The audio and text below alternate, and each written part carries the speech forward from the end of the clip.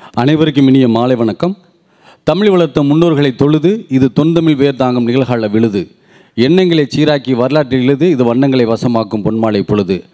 148வது பொன்மாலை பொழுது நிகழ்வுக்கு வந்திருக்கும் சிறப்பு விருந்தினர், முதன்மை நூலகர் மற்றும் தகவல் அலுவலர், வாசகர்கள், நூலர்கள் உள்ளிட்ட அவையுறையும் இணைய வழியாக இந்த நிகழ்வினை கண்டுகொண்டிருக்கும் வாசக அன்பர்களையும் நூலக நண்பர்களையும் அன்போடு வரவேற்று மகிழ்கிறது நமது அண்ணா நூற்றாண்டு நூலகம். சிறப்பு விருந்தினர் பத்மபூஷன் டாக்டர் நல்லி குப்புசாமி ஐயா அவர்களை வரவேற்று நமது அன்பின் வெளிப்பாடாய் நினைவு பரிசினை வழங்கிட அண்ணா நூற்றாண்டு நூலகத்தின் முதன்மை நூலகர் மற்றும் தகவல் அலுவலர் அம்மா அவர்களை அன்புடன் அழைக்கிறோம். தொடர்ந்து இன்றைய சிறப்பு விருந்தினர் அவர்களை அவைக்கு அறிமுகம் செய்திட அண்ணா நூற்றாண்டு நூலகத்தின் நூலகர் முனைவர் ஆ. மணிகண்டன் அவர்களை அன்புடன் அழைக்கிறோம். அனைவருக்கும் மாலை வணக்கம். திருவாளர் நல்லி குப்புசாமி ஐயா அவர்கள் காஞ்சிபுரத்தில் பிறந்தவர். தனது பாட்டனார் உருவாக்கிய பட்டுக்கடையின் நிர்வாக பொறுப்பை 16 வயதிலேயே ஏற்றவர். பட்டுத்துறையை தாண்டி பொது வாழ்விலும் தன்னை ஈடுபடுத்தி கொண்டவர். கல்வி நிறுவனங்கள், மத்திய மாநில அரசுகள் சார்ந்த பட்டு அமைப்புகள், திருக்கோயில் நிர்வாகங்கள் ஆகியவற்றில் பல்வேறு பொறுப்புகளில் இருந்துள்ளார். மேலும் வர்த்தகம், கலை பண்பாடு, சமய நல்லிணக்க அமைப்புகளிலும் பொறுப்பு வகித்து வருகிறார். இலக்கியத்தில் மிகுந்த ஈடுபாடு கொண்ட இவர் வணிகம், மேலாண்மை, அறநெறி, வாழ்வியல், அனுபவ பகிர்வு சார்ந்த பல்வேறு நூல்களை எழுதியுள்ளார். அவற்றில் சில மராத்தி, இந்தி, தெலுங்கு, ஆங்கிலம் ஆகிய மொழிகளில் வெளிவந்துள்ளன. 70 ஆண்டுகளுக்கு மேலாக அயராது உழைத்து வரும் இவர் மத்திய அரசின் பத்மபூஷன் விருது, தமிழ்நாடு அரசின் கலைமாமணி விருது உள்ளிட்ட விருதுகளையும், உழைப்பின் சிகரம், உடை வணிக சக்கரவர்த்தி, சரித்திர மாமணி, அமெரிக்க பல்கலைக்கழகத்தின் டாக்டர் பட்டம் உள்ளிட்ட பட்டங்களையும் பெற்றுள்ளார். தெலுங்கு, இந்தி, ஆங்கிலம் ஆகிய மொழிகளை நன்கு அறிந்த இவர் பல நாடுகளுக்கும் பயணம் செய்து தமது அறிவை வளர்த்து கொள்வதில் ஆர்வம் கொண்டவர். சிறந்த தொழில் வர்த்தகர், கொடையாளர், எழுத்தாளர், பேச்சாளர், புத்தக வாசிப்பாளர், நூலக புரவலர், பாரதி ஆர்வலர், நேதாஜி நேசர் என பன்முக அடையாளங்களுடன் இயங்கி வரும் முனைவர் நல்லி குப்புசாமி ஐயா அவர்களின் பணி தொடர்ந்து சிறக்க அண்ணா நூற்றாண்டு நூலகம் சார்பாக மனமார்ந்த வாழ்த்துக்களை தெரிவித்துக் கொள்கிறோம். நன்றி. நிகழ்வில் தொடர்ந்து பட்டு வர்த்தகத்தில் பல புதுமைகளை புகுத்தி பட்டின் பெருமையை பாருங்கும் பரப்பிட செய்த பட்டாளர் முனைவர் நல்லி குப்புசாமி ஐயா அவர்களை வெற்றியின் இழைகள், மரபிலிருந்து நவீனத்தை நோக்கிய பட்டின் வளர்ச்சி பயணம் எனும் தலைப்பில் உரையாற்ற அன்போடு அழைக்கின்றோம். எல்லாருக்கும் நமஸ்காரம். சரியாக கேட்குறது இல்லையா? என் வாழ்க்கையில் முதல் தரம் இன்றைக்கி நேரம் தாய்த்து வந்தேன், லேட்டாக வந்தேன். இது வரைக்கும் நடந்ததே இல்லை. எப்போ நான் இப்போ அங்கேருந்து இது ஒரு 3 கிலோமீட்டர்ஸ் இருக்கலான்னு 4 கிலோமீட்டர் நான் 3/4 மணி நேரம் பண்ணி கிளம்புவேன். இன்னும் கொஞ்சம் லேட்டாக எடுத்து சனிக்கிழமைன்றது மறந்துட்டேன். சனிக்கிழமையில் நீங்கள் டி நகர் தாண்டதுக்கு 20-25 நிமிஷம் ஆகிடும். அதனால் எல்லோரும் கொஞ்சம் காக்கும்படி இருந்துக்காக என்னை மன்னிச்சுக்கணும். வெற்றியின் ஏழைகள்ன்ற பற்றி பேசணும்னு சொல்லியிருந்தாங்க. அதாவது பல விஷயங்களுக்கு நான் ஒவ்வொன்றா சொல்லிட்டு வரேன். எங்கள் தொழில் காஞ்சிபுரம்னா உங்களுக்கு தெரியும், சில்க் சாரீஸில் எப்படி பெஸ்ட்டு இதாக வீவிங்கில் திறமைசாலிகள்னால் காஞ்சிபுரம் தான் சொல்லுவாங்க. அந்த மாதிரி இடத்துல நான் பிறந்தேன். ஆனால் எங்கள் முன்னோர்கள் அந்த காலத்தில் விஜயநகர் என் பேர் பேரும் புகழுமாக இருந்த காலத்தில், அதாவது 500 வருஷம் முன்னாடி, அப்போது ஹம்பியிலேருந்து அவங்களுக்கு விஜயநகர் எம்பையர்ன்றது ஓல்டு மெட்ராஸ் ப்ராவின்ஸ் இருந்து பாருங்கள், அதுதான் அப்படியே விஜயநகர் எம்பையராக இருந்து. சரி, அப்போது என்னாச்சு, நிறைய ஃபேமிலியில் அப் டு நாகர்கோவில் வரைக்கும் அவங்க அனுப்பியிருந்தாங்க. அப்போ எங்களுடைய ஃபேமிலி அதாவது பண்டிட்ஸு, வைத்தியர்கள், இது மாதிரி நெசவு தொழிலாளர், சிற்பிகள் அப்படின்லாம் அனுப்பிச்சபோது நாங்கள் காஞ்சிபுரத்தில் செட்டில் ஆகிட்டோம். காஞ்சிபுரம் ஒரு 400 வருஷம் ஆச்சு. எங்கள் கிராண்ட்ஃபாதர் அவரே தறி நெய்வார். அதில் அவருக்கு நல்ல பேர் உண்டு, அந்த குவாலிட்டியோட நெய்யறார் என்ற ஒரு பெயர் உண்டு. அதில் அவருக்கு மனசில் என்ன பட்டதுன்னு இல்லை, காஞ்சிபுரத்தில் பார்த்தீங்கன்னா ஒரு தனித்தனி செட்டில்மெண்ட் இருக்கும். பாக்கராப்பேட்டை, ரெட்டிப்பேட்டை, ஒளிமுகத்துப்பேட்டை, அதை அந்த வியூவர்ஸ் கூட அங்கே தான் இருப்பாங்க. வேறு மெயின் ரோடுக்கு வரமாட்டாங்க. என்ன காரணமாக என்ன ஒரு மனசில் தோணுச்சின்னு தெரில. 1906 அவர் செட்டி தெரு நம்பர் 2 அந்த பில்டிங்க்கு வந்தார். அதுக்கப்புறம் ஒரு 6 வருஷம் கழிச்சு நம்பர் 6க்கு வந்துட்டோம். அந்த 6ல் தான் நாங்கள் பிறந்ததெல்லாம். அப்போ வந்து அவருக்கு காரணம் எங்களுக்கு யாரும் தெரியல. அவர் ஒருத்தர் தான் வீவர் மெயின் ரோடில் இருந்தது. அது ஒரு விதத்தில் எங்களுக்கு இன்றைக்கி சென்னைக்கு வரத்துக்கு அவர் செட்டி ஸ்ட்ரீட் நம்பர் 2க்கு வந்தது தான் காரணம். ஏன்னா காஞ்சிபுரம் போகும்போது இப்போவும் சரி, அவங்க இங்கே காமாட்சி அம்மன் கோயில் அது பெரிய காஞ்சிபுரத்தில், சின்ன காஞ்சிபுரம் இடத்துல வரராஜ பெருமாள் கோயில் இருக்குது. அந்த வரராஜ பெருமாள் கோயிலுக்கு அதாவது ரெண்டும் பார்த்துட்டு தான் சென்னைக்கு திரும்புவாங்க. அப்படி வரும்போது எங்கள் செட்டி ஸ்ட்ரீட் வழியாக தான் அங்கே போய் ஆகணும். இவங்க பார்த்த உடனே 2 கோயில் தரிசனம் ஆனவுடனே அவங்க ஊர்லேருந்து வந்து கேட்குற அடுத்த கேள்வி, ஏன்னா காஞ்சிபுரம் ஃபேமஸ் ஃபார் சில்க் சாரீஸ்னால பட்டுப்புடவை வாங்கணும்னு சொல்லுவாங்க. எங்கள் கிராண்ட் ஃபாதருக்கு நல்ல பேர், அதாவது நல்ல குவாலிட்டியோடு நெச்சு கொடுக்கக்கூடியவர்னு. ரெண்டாவது ஈஸிலி அக்சசிபிள், மெயின் ரோட்லேயே இருந்தார். உடனே அவங்க கூட உள்ளூர்ந்து யாராவது ஒருத்தர் வந்திருப்பாங்களே அங்கே ரிலேஷன், அவங்க எங்கள் தாத்தா கிட்ட அசிஸ்டன்ட் பார்த்துட்டு ஆர்டர். அப்போல்லாம் பெரும்பாலும் கல்யாண மூர்த்த புடவை தான் அவர் நெச்சு கொடுத்துருந்தார். பர்டிகுலர் கலர், பர்டிகுலர் டிசைன், அந்த மாதிரி. இப்போ காலம் மாதிரி இவ்வளோ டிசைன்ஸ் எல்லாம் அப்போ கிடையாது. அப்போ ஆர்டர் கொடுத்துட்டு போவாங்க. மோஸ்ட்லி 6 yards, சில பேர் 9 கஜம், அது மாதிரி அவங்கவுங்க பாரம்பரியம்படி ஆர்டர்ஸ் கொடுப்பாங்க. நெச்சு கொண்டு கொடுத்து வருவார். அப்போ ரெடி ஆனவொடனே இங்கே கொண்டு வந்து கொடுக்கணும். வரும்போது எங்கள் மொத்த கஸ்டமர்ஸ்னால் மயிலாப்பூர் தான் இருந்தாங்க. இப்போ எப்படி போட் கிளப் ரோடுலாம் ஒரு அரிஸ்டோக்ரேட் ஏரியான்னு சொல்கிறோமோ, அந்த காலத்தில் அரிஸ்டோக்ரேட்ஸ் இருக்கிற ஏரியா மயிலாப்பூர் தான் இருந்தது. அப்போது இவர் வரும்போது அது மயிலாப்பூர் பற்றி ஒன்று சொல்லணும். மயிலாப்பூர் பெருமைக்காக ஒரு உதாரணம் சொல்கிறேன். 1946 SS வாசன் ஒரு படம் ஒன்று எடுத்தார், மிஸ் மாலினின்னு. அந்த பிரிண்ட் அப்புறம் கிடைக்கல. அதில் கதாநாயகி பாட்டு பாடிகிட்டே வருவா, மயிலாப்பூர் வக்கீலாத்து மாட்டு பொண்ணு ஆவேன்னு சொல்லிட்டு. அந்த மாதிரி இவர் வரும்போது நான் சொல்கிறதுலாம் 1910, 12 அந்த காலகட்டமாக இருக்கும். அப்போ டி நகரே கிடையாது. அங்கேருந்து இங்கே வரதா இருந்தால், சென்னைக்கு வரதா இருந்தால், அவங்க வரதா இருந்தால் ட்ரெயினில் தான் வரணும். 10 62 பைசா. நியரஸ்ட் ஸ்டேஷன் மாம்பழம். அதனால தான் என்ன இன்றைக்கி டி நகர் இருக்கிறது பெரிய லேக் இருந்தது. அது பேர் லாங் லேக்குன்னு பேர்.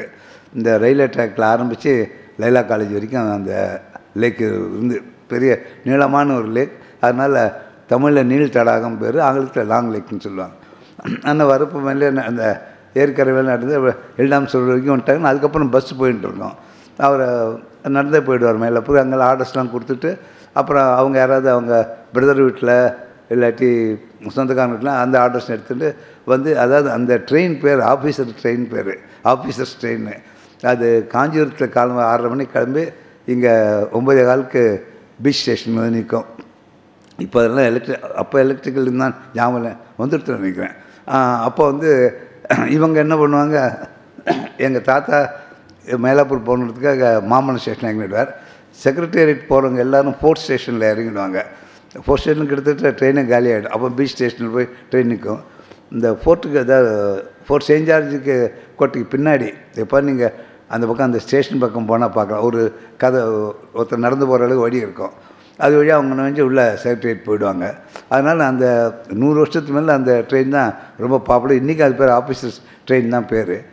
அப்போ இவர் ஆர்டர்ஸ்லாம் எடுத்துகிட்டு போகும்போது 1923 தான் டி நகர் ஏற்பட்டது. அது வரைக்கும் வெறும் லேக் தான் இருந்தது. இதுக்கு நடுப்புற ஒரு 1-2 நிகழ்ச்சிகள் நடந்தது. இவர் 1906 செட்டி தெருக்கு வந்தனால கஸ்டமர்ஸ் இவர்கிட்ட வர்றதுக்கு ஆரம்பித்தாங்க. ஏற்கனவே ஒரு குவாலிட்டி நல்லா இருந்தது. ரெண்டாவது 1911 அது வரைக்கும் இந்தியாவுடைய கேபிட்டல் கல்கட்டாவாக தான் இருந்தது. அதை இதுக்கு மாற்றுறாங்க, நியூ டெல்லிக்கு. அதுக்கப்புறம் நியூ டெல்லி பூரா உருவாக்கி அப்போ தான் ராஷ்டிரபதி, அப்போ வைஸ்ராய் மாளிகைன்னு பேர், இப்போ அது பார்லிமெண்ட் ஹவுஸ், இதெல்லாம் செஞ்சாங்க. பார்லிமெண்ட் ஹவுஸ் அப்போ அவங்க கட்டும்போது ஈஸ்ட் இந்தியா கம்பெனிக்கு அப்புறம் பிரிட்டிஷ் கைக்கு, ராணியுடைய கைக்கு வந்தது. இப்போ இருக்கிற இந்தியா, பாகிஸ்தான், இவருக்கு ஈஸ்ட் பாகிஸ்தான், அதே மாதிரி பர்மா, ஆப்கானிஸ்தான், சிலோன் 6 கண்ட்ரிக்கும் சேர்த்து ஒரே பார்லிமெண்ட்டு. அது நியமிக்கப்பட்ட உறுப்பினர்கள் தான் அப்போ இருந்தாங்க. அப்படி அதுக்காக டிசைன் பண்ணி கட்டினது. அப்போ வந்து இவங்க கூப்பிட்டுருந்தாங்க, கிங் ஜார்ஜ் ஃபிஃப்த்து அப்போ எம்பரராக இருந்தார். நீங்கள் வரணும், அந்த முடிச்சு விட்டு விழா அங்கே வச்சுக்கணும்னு சொல்லி கேட்டபோது அவர் வரேன் அப்படின்னு சொல்லியிருந்தார். அங்கே அதாவது பக்கிங்ஹாம் பேலஸ்க்கு வெளியில், அதாவது இங்கிலாண்டுக்கு வெளியில் ஒரு பிரிட்டிஷ் அரசர் வந்து முடிச்சு விட்டு கொண்டது இதுதான். இது ஒரே நிகழ்ச்சி தான் டெல்லியில் நடந்து, கார்னேஷன் சொல்லிட்டு அந்த ஃபங்க்ஷன் நடந்தது. அப்போது இதெல்லாம் எங்கள் தாத்தாவுக்கு வாழ்க்கையில் ஒரு உயரத்தை கொடுத்தது நிகழ்ச்சி. அதுக்காக இதை பற்றி சொல்கிறேன். வந்திருந்தபோது இங்கே சர்பிட்டி தியாகராஜ செட்டியார் அவர் வந்து பிரிட்டிஷ் அரசுக்கு ரொம்ப வேண்டியவர்.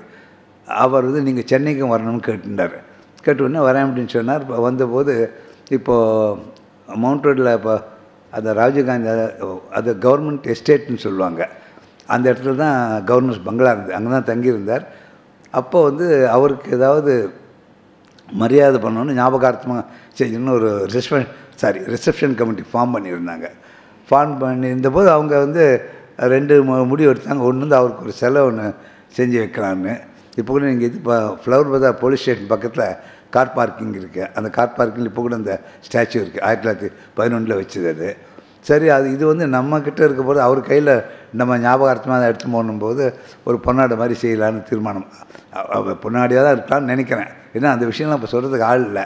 எங்கள் அத்தை சொன்னதுனால இந்த விஷயம்லாம் எனக்கு தெரியும்.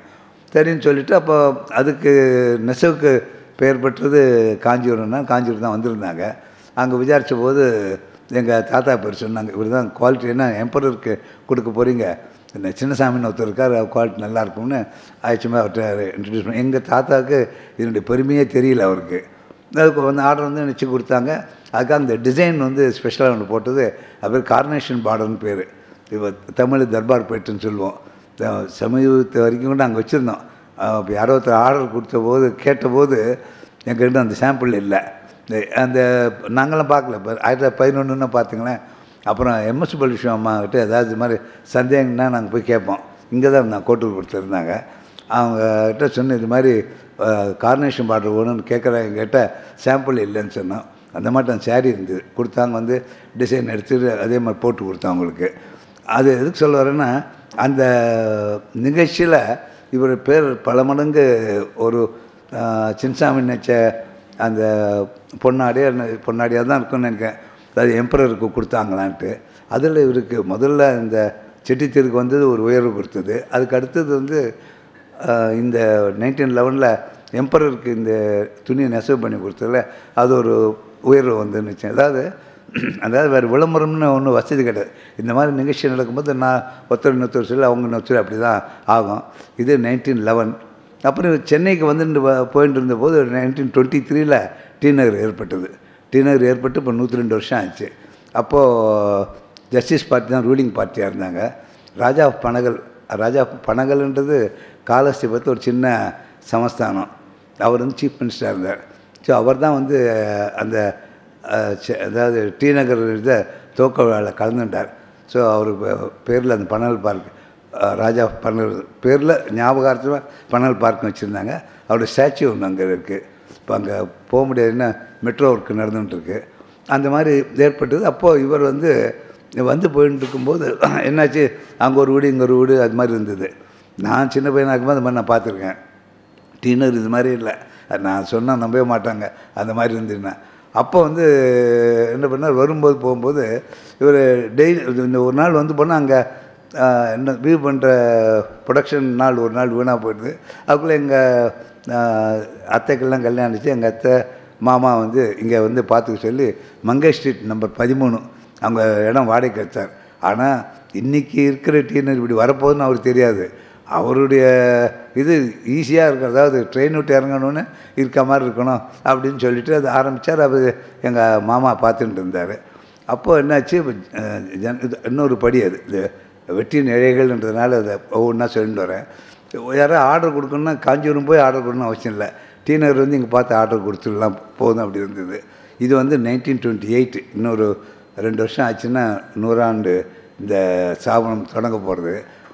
அப்போது வந்து இவருக்கு கிராண்ட்ஃபாதர் என்ன பண்ணார், நீங்கள் நல்ல என் கிராண்ட்ஃபாதர் வந்து அவர் மேனுஃபேக்சரிங் தான் பார்த்துருந்தார். ஏன்னா அவர் ரொம்ப கட்டிக்கார நெசவில் சேல்ஸ் இது வந்து எங்கள் மாமா பார்த்துருந்தார். எங்கள் அப்பாலாம் அப்போ தான், இப்போ நான் 1928 எங்கள் அப்பாவுக்கு 18 வயசு இருக்கும். அப்போ நாங்கள் மெயினாக ஹோல்சேல் பண்ணிட்டு இருந்ததுனால எங்கள் ஃபாதருக்கு வந்து அப்போ உடனே இங்கே சென்னைக்கு வரக்கூடிய வாய்ப்பு கிடைக்கல.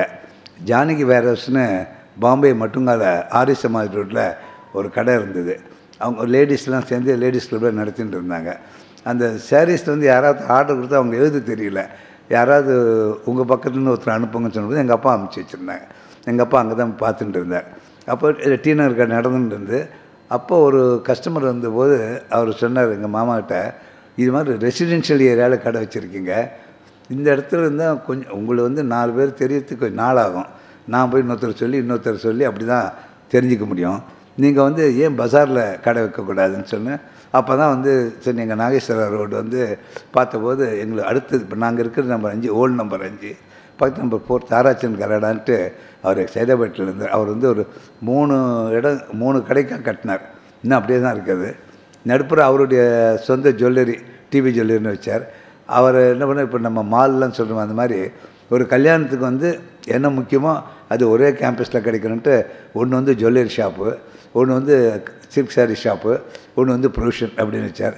வெஸ்டர்ன் சைடில் இருக்கிறது ப்ரொவிஷன் வந்து ஜெயின் ப்ரொவிஷன் ஸ்டோர் அவங்க வந்து ஆரம்பித்தாங்க. இது ஈஸ்டர்ன் சைடு அந்த யாராவது சில்க் சாரீஸ் மேனுஃபேக்சர் வந்து கேட்டால் கொடுன்னா அப்போ தான் இவங்க போய் கேட்டோன்னே நான் அது மாதிரி உங்களுக்கு சில்க் சாரீஸ் கடை தான் ஒன்றுனா வச்சு நீங்களே எடுத்துங்கன்னு சொல்லி கொடுத்தார். இது வந்து அடுத்தது இங்கே வந்தப்போ இது வந்து 1926 ஜனவரி 1935 இது மெயின் ரோடுக்கு வந்தது.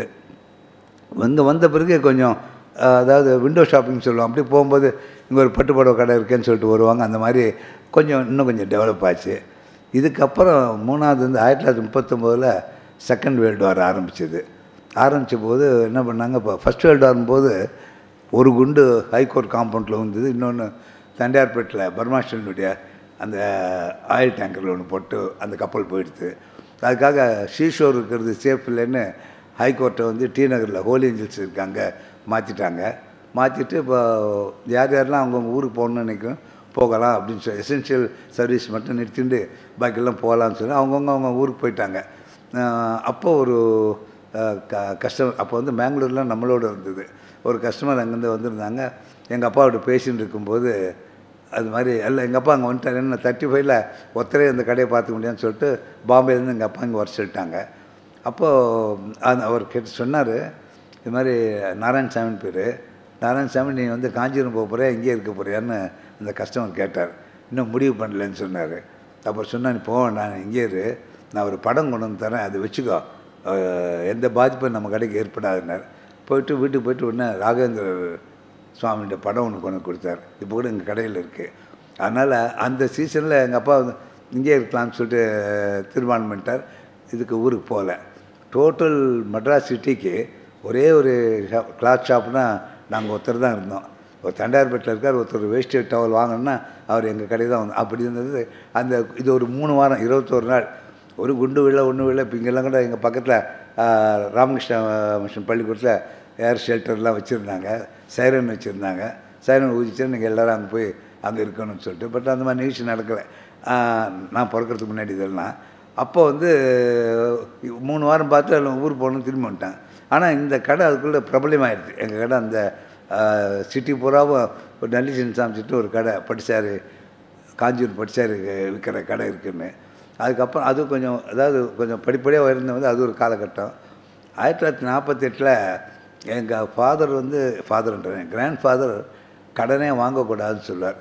எங்கள் அப்பா வந்து கொஞ்சம் இப்போ நம்மகிட்ட ஓரளவு தான் கேபிட்டல் இருக்கோம், நாங்கள் வீவராக தான் இருந்தோம், ஓரளவு இப்போ கடன் வாங்காமல் எப்படி நடத்த முடியும்னு அதில் இவங்க 2 பேரும் கருத்து உடன்பாடு இல்லாமல் போச்சு. அப்போ 48 எங்கள் அப்பா நான் பிரிஞ்சுடுறேன்னு சொல்லிட்டு சொன்னார். சரி எங்கள் அப்பாவுக்கு இந்த கடையும் எங்கள் சித்தப்பாவுக்கு பாண்டிச்சேரியில் கடை கொடுத்துட்டு ஆளுக்கு ஒரு வீடு வச்சு தனியாக பிரிஞ்சு வந்துட்டாங்க. அதாவது 28 ஆரம்பித்து 48 வரைக்கும் வந்து 48 இந்த கடையின் டர்னோ 2,12,000 அதாவது லிமிடெட் கேபிட்டல் அது மேலே பண்ண முடியல.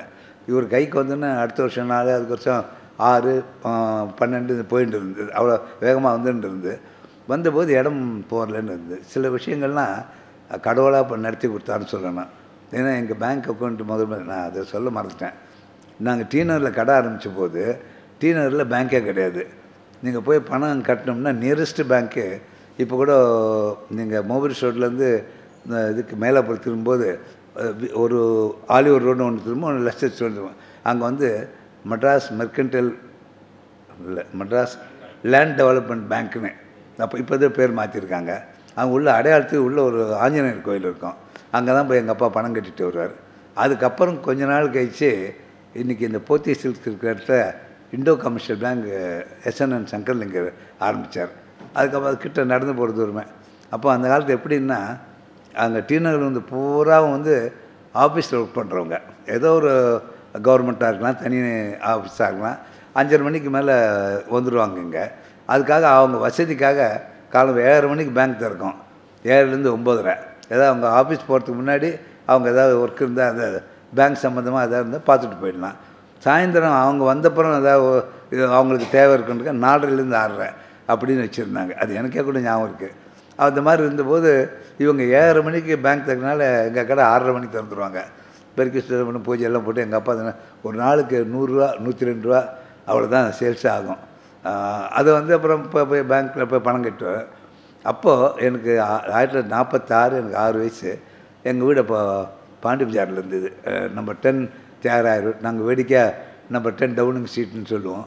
அது வந்து பிரபல டெஸ்ட் மேட்ச் பிளேயர் சிடி கோபநாத் அவங்க அப்பா துரைக்கண்ணு மல்லையார் கட்டினது. அவர் வந்து இம்பீரியல் பேங்க்கில் சீஃப் கேஷியராக இருந்தார். வந்துட்டு 2 கிரவுண்டு நல்ல ஞாபகம் இருக்குது. அங்கே வந்து கிரகப்பிரவேசத்துக்கு வந்து உட்காரும்போது அம்மா வந்து இவர்கிட்ட சொல்லியிருக்காங்க, இன்னும் இவ்வளோ சின்ன வீடு கட்டிங்க, நான் பெரிய குடும்பம், நான் 10வது இது விற்றுட்டு வேறு ஏதாவது புதுசாக பெரிய வீடு கட்டுங்கன்னு கட்டின கிரகப்பிரவேசம் ஒரு வாரத்தையே கொடுத்துட்றேன்னாங்க. அப்போ தாத்தா போய் பார்த்தார், பிடிச்சி 26,000 ரூபா 2 கிரவுண்டு வாங்கினார். அப்புறம் அதுலேருந்து அங்கே தான் நாங்கள் இருந்தோம். அங்கேருந்து பாண்டி பஜார் வரத்துக்கு அந்த இடம் பாண்டி பஜார்னு பேர். அது காரணத்தையும் சொல்லிடுறேன்.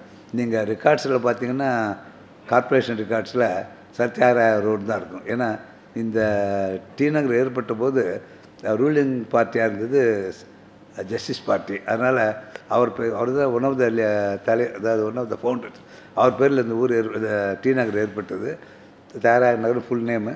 அதே மாதிரி தியாகராய ரோடு அவர் பேரில் வைக்கப்பட்டது. கோவிந்த் நாராயண் செட்டி ரோடு வெங்கட எல்லாமே வந்து சர்மகுண்டு உஸ்மான் எல்லாம் பார்த்திங்கன்னா அந்த ஜஸ்டிஸ் பார்ட்டியை கனெக்ட் சேர்ந்தவங்களாக இருப்பாங்க. அந்த மாதிரி இது இருந்து அப்படி ஆரம்பிக்கப்பட்டது.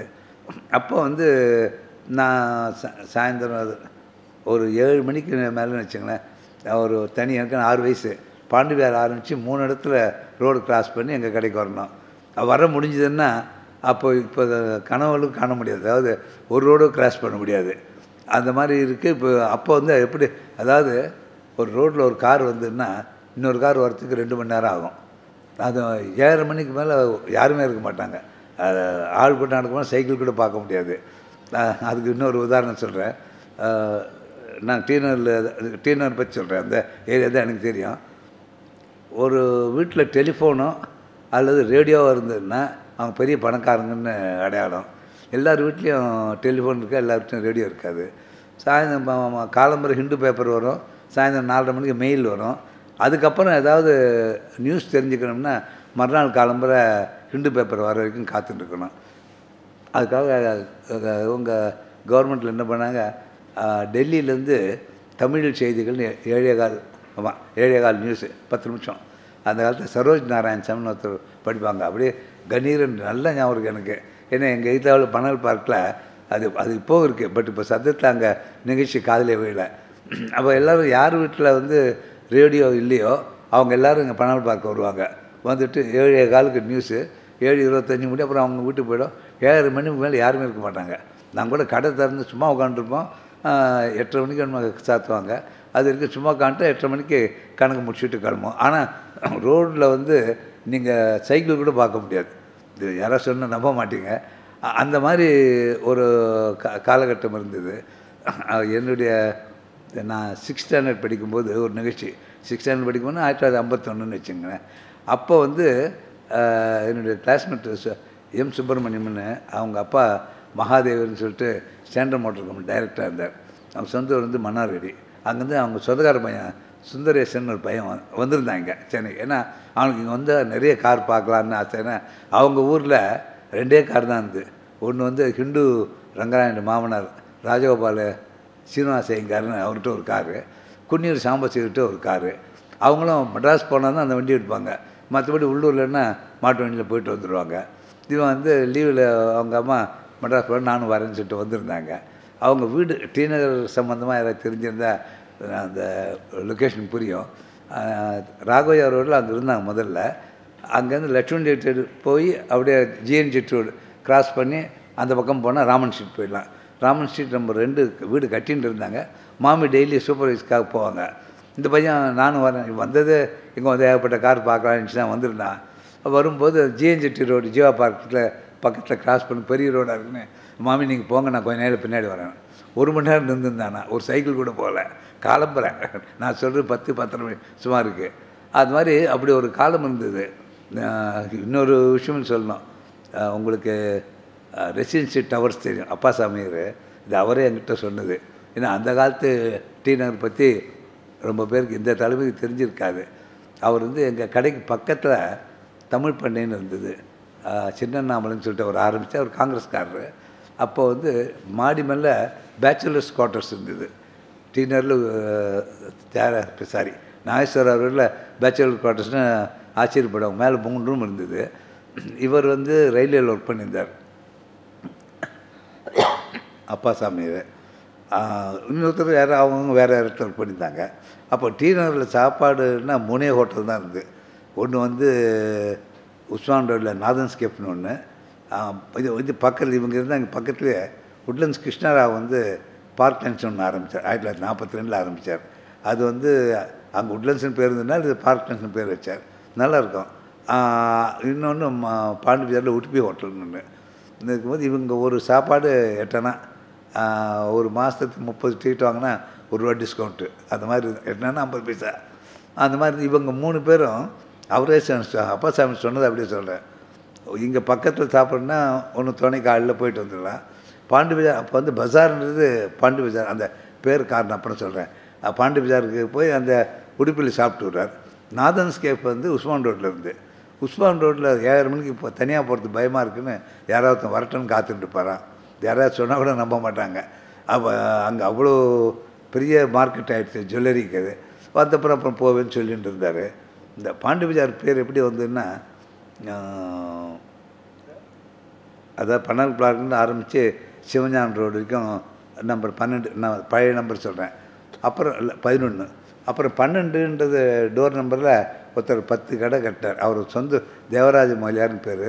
அவர் சொந்த ஊர் பாண்டிச்சேரி. அந்த போது இந்த முடிச்சுட்டு நானே அந்த போர்டு பார்த்துருக்கேன். அந்த கடைக்கு கிரவுண்ட் ஃப்ளோர் தான் கடை, மாடியில் ஒன்று கட்டடம் கடை. அங்கே ஒரு இடத்துல கிராஸாக பாண்டி பஜார்னு பேர் எழுதி வச்சுருந்தார். உள்ளே ஏதோ டியூப் லைட்டை போட்டு வெளிச்சத்துக்கு.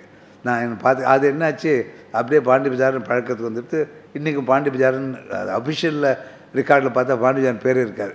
இவர் சொன்னதுன்னு நினச்சி இப்போ யாருமே வந்து சர்ச்சாரோன்னு சொல்கிறது பாண்டி பஜார்னு சொல்கிறாங்க. அதை அந்த மாதிரி இருந்து அப்போ பஜார்னு சொல்கிறது பாண்டி பஜார்னால இந்த பக்கம்லாம் வந்து எனக்கு தெரிஞ்சு ரங்கநாதன் ஸ்ட்ரீட்டில் ஒரே ஒரு கூட சென்னையினுடைய கதையும் சேர்ந்து வருது. எங்கள் கதையை சொல்லும்போது ஒரே ஒரு பாத்திர கடை இருந்தது, கும்போணம் பாத்திர கடைன்னு சொல்லிட்டு தனபால் செட்டியார் கடைன்னு ஒரு கடை ஒன்று இருந்தது. அதுதான் அப்புறம் சரவணா ஸ்டோர்ஸ் வாங்கினாங்க. உஸ்மான் ரோட்டில் ஒரே ஒரு நகை கடை கே ராமச்சந்திர அண்ட் சன்ஸ்னு ஒரு கடை இருந்தது. இது இந்த தேராரூரில் நாங்கள் இருந்தோம், சாரி நாகேஸ்வர ரோடு. இந்த மாதிரி அங்கங்கே நானே இப்போ நான் எங்கள் தெருக்கோடியில் இருந்தால் நம்ம லைலா காலேஜ் சர்ச்சு பார்க்கலாம். நீங்கள் அங்கே பார்த்தீங்கன்னா இந்த தெருவில் 3 வீடு 4 வீடு அவ்வளோதான் இருக்கும். எங்கள் அத்தை சொன்னாங்க, இது டி நகரில் அந்த மங்கேஷ் ஸ்ட்ரீட்டில் 1930-32 வாக்கில்னு வச்சுங்களேன். ஒரு நாள் ராத்திரி 9 மணிக்கு சத்தம் கேட்குறதுன்ட்டு வெளியிலேருந்து எட்டி பார்த்தா ஒரு நரி வந்து கேட்டு போட்டு ஆச்சுன்னு. அப்போ எப்படி இருந்துக்கும் நீங்கள் யோசிச்சு பாருங்கள். டி நகரை அப்படி ஒரு மாதிரி இருந்து இப்போ ஒரு கடவுள் அனுபவத்தில் ஒவ்வொன்று வளர்ந்து போச்சு. அப்போ இந்த நாங்கள் 48 எங்கள் அப்பா நான் பிரிஞ்சு போகிறேன்னப்புறம் அவர் கொஞ்சம் தைரியமாக கடன் வாங்குவார், கரெக்டாக கொடுத்துருவார். நல்ல வேகமாக வளருது, 6, 12, 18 போவார். அப்போது இடம் போகல. அதுக்கு தான் அந்த கடவுள் செயல்னு சொல்கிறேன். அன்றைக்கி எங்கள் மேனேஜர் அருணாச்சலியர்னு பணம் எங்கள் இண்டோ கமர்ஷியல் பேங்க்கில் இருந்த அக்கௌண்ட்டை நாங்கள் இந்தியன் பேங்க் இங்கே வந்தோம், நீங்கள் மாற்றிட்டோம். இந்தியன் பேங்க்குக்கு ஆரம்பித்தது 14/1/1937. அந்த ஆரம்பிச்ச நாள் எங்கள் கணக்கு அங்கே தான் இருக்குது. நாங்கள் நம்பர் 5 இங்கே இருக்கோம், நேர் ஏற்றா போல் நம்பர் 5ல் பிரகாசம் ரோட்டில் இந்தியன் பேங்க் இருந்தது. அப்போ இவருக்கு பணம் கட்ட போயிருந்தபோது டிபிஎஸ் மணியர்னு சொல்லிட்டு அவர் தான் கேஷில் இருந்தார், கேஷியராக. அவர்கிட்ட இந்த காலம் தான் அவங்க அப்பா சொல்லியிருக்கார், அவங்க 3-4 பேர் இதை விற்றுட்டு சின்ன வீடு வாங்கிக்கலாம், மெயின்டைன் பண்ணுறது கஷ்டமாக. எங்கள் அடுத்தது நம்பர் 4 நாங்கள் வாடகைக்கு இருக்கோம், நம்பர் 5 இப்போ நாங்கள் இருக்கிற இடம் அது கொடுத்துலான்ட்டு இருக்கோம். உங்களுக்கு எதாவது அபிப்பிராயங்கள உடனே யார்கிட்டையும் நீங்கள் சொல்லாதீங்க, நான் உடனே போய் செட்டியார் முதலாளிகிட்ட சொல்லிட்டு வரேன்னு சொல்லிட்டு அங்கேருந்து வந்து எங்கள் அப்பாட்ட சொல்லி அப்போ 101 அட்வான்ஸ் கொடுத்து அதை ஏற்பாடு பண்ணி வாங்கிட்டுது. 6.5 கிரவுண்ட் அன்றைக்கி 55,000 ரூபா கட்டடத்தோடு.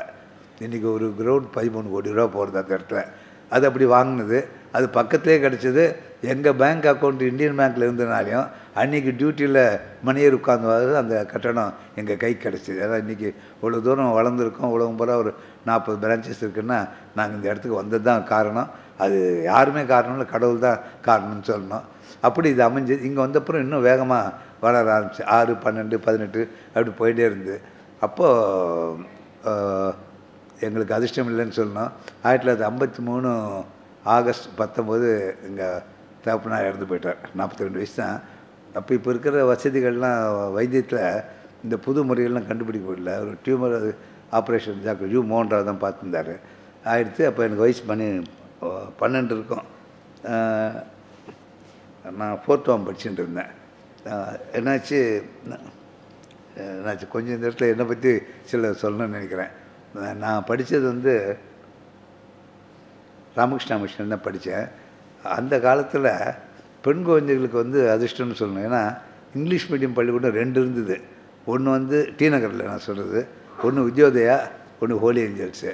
பட் பாய்ஸ்க்கு வந்து சாய்ஸ் இல்லை, தமிழ் மீடியம் மட்டும்தான் இருந்தாங்க. ஆனால் தமிழ் மீடியத்தில் சரி. அப்போ எங்கிட்ட கார் கூட கிடையாது. ஒரு சின்ன குட்டையாக ஒரு எருது இருக்கும், ஒரு காளை மாடு இருக்கும், 2 பேர் 3 பேர் குழந்தைங்க உட்காந்து போகிறோம், ஒரு மாட்டு வண்டி இருக்கும், அதுதான் கொண்டு விட்டு வருவாங்க.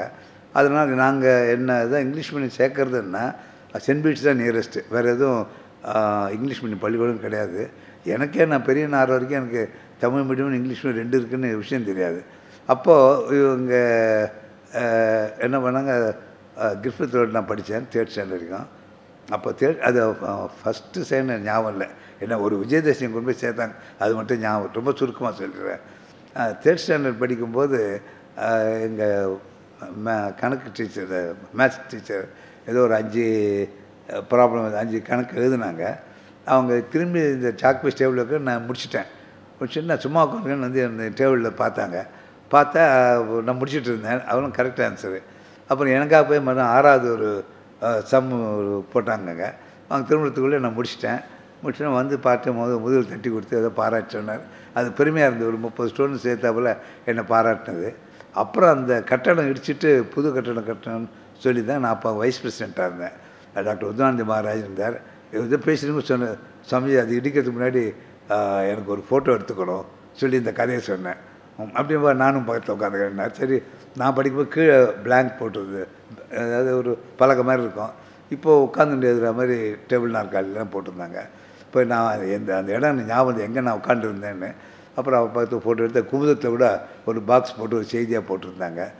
அந்த இதில் வந்து என்ன பண்ணாங்க, பனகல் பார்க்கு ஈஸ்ட்டில் உள்ளவங்க ஒரு பாதி பிரித்து, வெஸ்ட்டில் உள்ளவங்க பிரித்து, நான் எங்கள் வீடு பனகல் பார்க் ஈஸ்ட்டில் நம்பர் 10th யாராவது விடுங்க என்னை ராஜாபாத் ஸ்ட்ரீட்டுக்கு அமிச்சிட்டாங்க.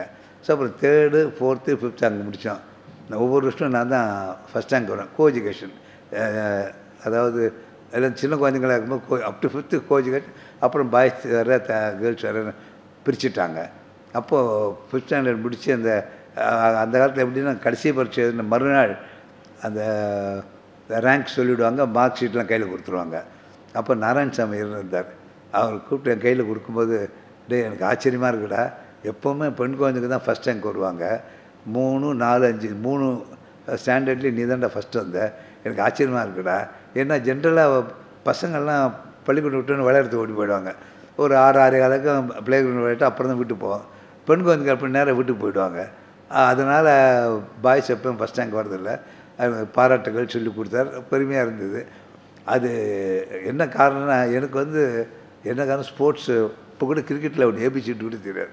ஸ்போர்ட்ஸில் ஒரு இயற்கையாக ஒரு இன்ட்ரெஸ்ட் இல்லாமல் போயிடுது. காரணம் தெரியல எனக்கு. நான் எங்கள் விஸ்வநாதன் சொல்லிட்டு பிடி மாஸ்டர், நான் எங்கேயாவது நேராக பார்த்து போய் உட்காந்துருவேன்.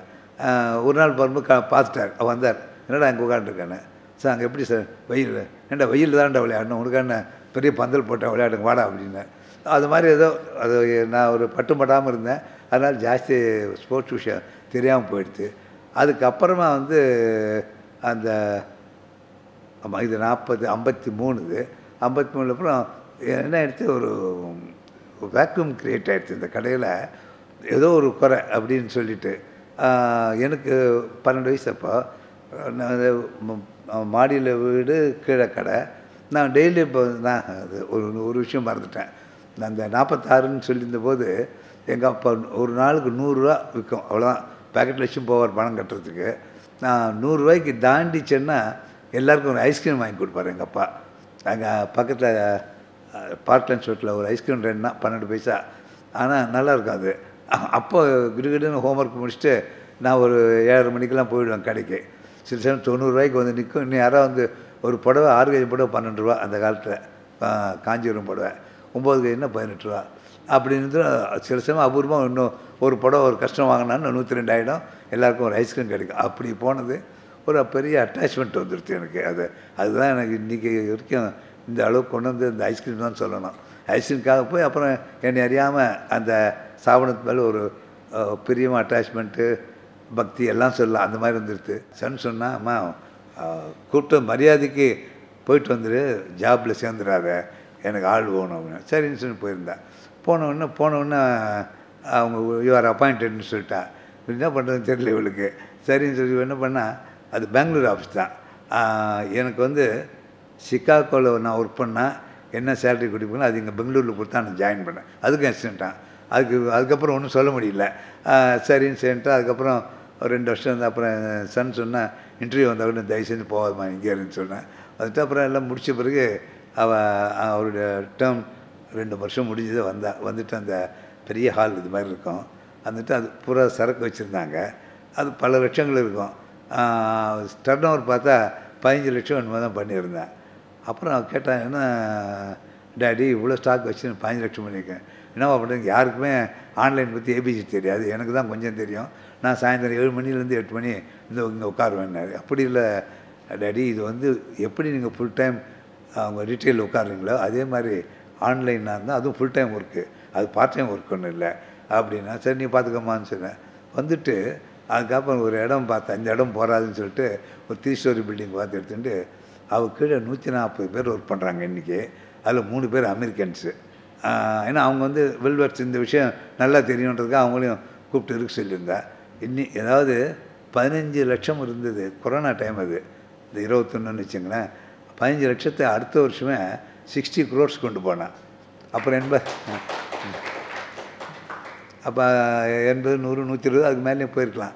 எதுக்கு சொல்ல வரேன்னா, நம்மளோட கெட்டிக்காரங்க நாங்கள் கற்றுக்கணுமே தவிர என் குழந்தைகிட்ட நான் புத்தி சொல்கிற மாதிரி இல்லை அப்படின்னு. இப்போ என்னுடைய இப்போ லாவண்யா நெல்லின்னு பேர், அவள் கிராண்ட் டாக்டர். அப்புறம் கிரேட் கிராண்ட் சன் ருத்ரான்னு. அவன் வந்து இப்போ அங்கே அவங்க அம்மா அப்பாவோட அங்கே இதில் இருக்கான் பெங்களூரில். நான் ஒரு நாள் அவங்க மதர்கிட்ட வந்து சொல்கிறேன், மம்மி 4 டிஜிட் இன்ட்டு 4 டிஜிட் நீ சொல்லு, நான் மனசில் கணக்கு போட்டு சொல்கிறேன்னு. எனக்கு 1 நிமிஷம் டைம் கொடு. அதே மாதிரி அவங்க சொன்னால் நான் எனக்கு அந்த வீடியோ போட்டு காமிச்சாங்க. ஆனால் அவர் 1 நிமிஷம் ஆகிட்டு ஆன்சர் சொன்னான். கரெக்டாக இருந்தது கால்குலேட்டரில் போட்டால். அதாவது அவங்க இன்னும் இதை விட புத்திசாலிகளும் இதை விட திறமைசாலியாகவும் இருப்பாங்க. அதனால் நான் சொல்லுவேன், நான் அவங்களுக்கு என்ன நான் கற்றுக்கணுமே தவிர நான் சொல்லிக் கொடுத்து என்கிட்ட ஒன்றும் விஷயம் இல்லை அப்படின்னு சொல்லுவேன். அது உண்மை. அதாவது நம்ம விட நம்ம அடுத்த தருணம் இன்னும் கெட்டிக்காரங்கள. இப்போ கூட இப்போ இந்தியாவில் பிலோ 20 to 40 இருக்கிற பாப்புலேஷன் உலகத்திலே அதிகமாக இருக்குது இந்தியா தான். அந்த புத்திசாலித்தனமாகட்டும், உழைக்கிறதாகட்டும், அல்லது வேறு எதுவாகட்டும், இவங்களுக்கு என்ன யாரும் சொல்ல முடியாது. இவங்களுடைய தேவை உலகம் பூராவும் இருக்குது. நம்ம இல்லாமல் அவங்களால ஒன்றும் செய்ய முடியாதுன்ற நிலை தான் இப்போ இருக்கிற இது. அது அப்படி இருக்கும்போது இப்போ என்னாச்சுன்னா, நான் இந்த ஓரளவுக்கு நான் வந்த பிறகு நான் எனக்கு ஒரு அட்டாச்மெண்ட் இந்த கடை பேரில் இருந்து. அதனால் பிரான்ச்சஸ்னால் கூட வருஷத்துக்கு ஒரு தடவை தான் போய் பார்ப்பேன். என் சன் கூட கேட்டான், ஒரு முன்சின் 3 months போய் பார்க்க வேணாமான்னு. என்னடா இந்த கடையை விட்டு என்னால் இருக்க முடியாதுரா அப்படின்னு அவர்கிட்ட சொன்னேன். அதனால் எனக்கு அதிக பிரான்ச்சஸ் வைக்க முடியல. என் சன் தைரியமாக வச்சேன். இப்போ எல்லாம் அந்த கம்ப்யூட்டருக்கு இருக்கிற இடத்துல எல்லாம் பார்த்துக்கணும், யார் வராங்க கவுண்டரில் அட்டன் பண்ணுறது முதற்கொண்டு இதில் பார்த்துட்றான், அந்த கம்ப்யூட்டரில் பார்த்துக்கிறேன். அது நல்லா பண்ணுறேன். எங்கேயும் ஒரு இடத்துலையும் ஒரு குறைன்னு சொல்ல முடியாது. அந்த மாதிரி இந்த பல வசதிகள் வந்துடுது. இப்போது என் கிராண்ட் டாக்டர் சொன்னா இல்லையா, அப்போ ஒரு வார்த்தை சொன்னேன் அந்த சன்கிட்ட, அப்பா நீ வந்து இது மாதிரி ஆன்லைன்னு சாதாரணமாக நினச்சிட்டு இருக்க, நீ எப்போ ஆன்லைனில் என்டர் பண்ணிட்டியோ நீ அமேசானுக்கு ஈக்குவலாக நீ செய்யணும் சர்வீஸில். அதாவது இப்போ ஒரு புது டிசைன் வந்தால் அடுத்த செகண்ட் நம்ம லோட் பண்ணிடணும், வித்துச்சுன்னா அடுத்த செகண்ட் ரிமூவ் பண்ணிடணும். அந்த மாதிரி இதெல்லாம் சொன்னேன். அது கரெக்டாக பண்ணிட்டு வரப்போ ஒரு கம்ப்ளைண்ட்டு நல்ல சில்க் சாரீஸ் பொறுத்த வரைக்கும் அவள் தான் ஜாஸ்தி இருக்குன்னு நான் நினைக்கிறேன் இந்தியாவிலேயே. சொல்ல வரேன்னா நமக்கு அப்புறம் வந்த குழந்தைகளுக்கு வந்து படிப்பு மூலியமாகட்டும் இல்லை வேறு விதமாகட்டும் பல விதமான ஆப்பர்ச்சுனிட்டிஸ் அவங்களுக்கு இருந்தது. அதனால் அவங்க வந்து எங்ககிட்ட, அதாவது எங்கள் இதில் பிரின்சிபல்ஸ் இது ஒன்று முக்கியமான சொல்ல விட்டு போயிடுது. நான் 9th ஸ்டாண்டர்ட் படிக்கும்போது நாராயணகிரன் தமிழ் டீச்சர் இருந்தார். அவர் வந்து உவே சாமினாரோட பேரன். அவர் இருக்கும்போது ஃபஸ்ட்டு பீரியடு அது முடியும் போது சொன்னார் ஸ்டூடெண்ட்ஸ்கிட்ட, இது பாரு நீங்கள் நம்மக்கிட்ட உங்களுக்கு கொடுத்துருக்கிற தமிழ் டெக்ஸ்ட் புக்கு மொத்தமே 96 பக்கம், ஒரு வருஷம் பூரா இந்த 96 பக்கம் பார்க்க போகிறீங்க. அந்த 96 எத்தனை வார்த்தை உங்களால் புதுசாக கற்றுக்க முடியும்? ஜாஸ்தி சான்சஸே இல்லை. அதனால் தயவு செஞ்சு லைப்ரரி போங்க. எனி சப்ஜெக்டை மறந்துடுங்க. உங்களுக்கு வந்து புது வேர்ட்ஸு கிடைக்கணும். எந்த சப்ஜெக்டாக இருந்தால் எடுங்க, நீங்கள் படிங்க. பல புதிய புதிய வார்த்தைகள் இதெல்லாம் உங்களுக்கு தெரிய வரும். அது நான் லைஃப்பில் தான் ஃபஸ்ட் டைம் லைப்ரரிக்குள்ளே போனேன், ஒன்றும் புரியல. அப்போது அங்கே ராகுன்னு சொல்லிட்டு லைப்ரரி சார் இது மாதிரி தமிழ் டீச்சர் சொன்னாருன்னு அவர் 2 புக் எடுத்து கொடுத்தார். ஒன்று வந்து மகாத்மா காந்தியின் சுயசரிதம் சத்திய சோதனை, இன்னொன்று ராமகிருஷ்ண பரமஹம்சன் மொழி அமுதம்னு சொல்லிட்டு அவருடைய சேயிங்ஸ் எல்லாம், அதாவது காஸ்பல் ஆஃப் ஸ்ரீ ராமகிருஷ்ண பரமஹம்சன் பெருசு ஒரு 1000 பக்கம் இருக்கும். அதில் குழந்தைங்களுக்கு புரிகிற மாதிரி சின்னதாக எடுத்து போட்டிருந்தாங்க.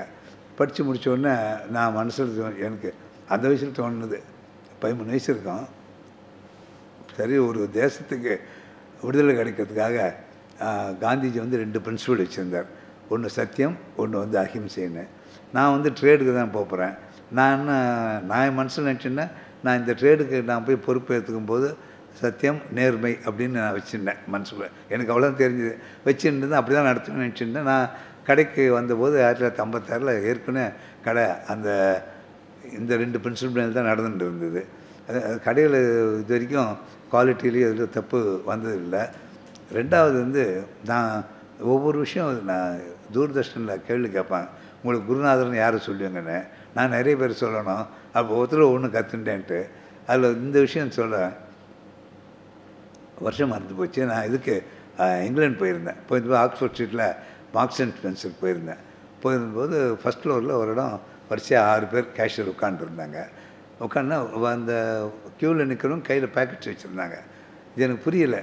அவன் பணம் கொடுத்தப்போ தான் அந்த பேக்கெட் கைக்கு வரும். க்யூவில் நிற்க கையிலே பேக்கெட்டில் வச்சுட்டுருக்கேன் நினச்சி அங்கே நின்று பார்த்துட்டு இருந்தேன். அங்கேருந்து போகிறாங்க, அந்த பேக்கெட்டை அவங்ககிட்ட கொடுத்தாங்க. அவன் பிரித்து கூட பார்க்கல. இந்த பில்லை கொடுத்தாங்க, பணம் கொடுத்தாங்க, இங்கே திரும்பி போயிட்டு இருந்தாங்க. சரி, யாராவது ஒருத்தர் ஒரு கேஷியர் ஃப்ரீ ஆனோன்னு போனேன். நான் இது எங்கே இந்த செக்ஷன் என்னன்னு கேட்டேன். இது மாதிரி ஒருத்தர் பர்ச்சேஸ் வாங்கிட்டு போகிறார், என்ன காரணத்தினாலே அவருக்கு பிடிக்காமல் போகலாம், கலரோ என்னோ. அப்போ திருப்பி கொடுத்துட்டு பணம் கொடுத்துடணும் கேட்டால் கொடுத்துட்றோன்னு. அதை கம்பல் பண்ண நீங்கள் இன்னும் பதிலுக்கு எடுக்குன்னு சொல்ல மாட்டோம்னு. ஏன் பிடிக்கலன்னு கேட்க மாட்டோம். அது ஓகே சார், இப்போ பாக்ஸ் கொடுக்குறாரு, சில பேர் 1 இருக்கலாம், சில பேர் 2 இருக்கலாம், அது கூட இங்கே எடுத்து செக் பண்ணல. இது வரைக்கும் தப்பு நாங்கள் பார்க்குற பழக்கம்ல இது வரைக்கும் யாரும் அந்த மாதிரி தப்பாக எங்கள்கிட்ட நடந்ததில்லை, ஏமாத்திருந்தில்லை அப்படின்னு சொன்னார். அவங்க கேள்வியும் கேட்கலையே சார், எதுக்காக உங்களுக்கு பிடிக்காமச்சான்னு கேட்குறேன். ஏதோ காரணம் இருக்கலாம், நாங்கள் அவங்களுக்கு பிடிக்கலன்றாங்க, சரின்னு சொல்லிட்டு நான் கொடுத்து விடுறேன். அதாவது எங்கள் கடையிலையும் நான் வரும்போது அது அப்படி தான் இருந்தது.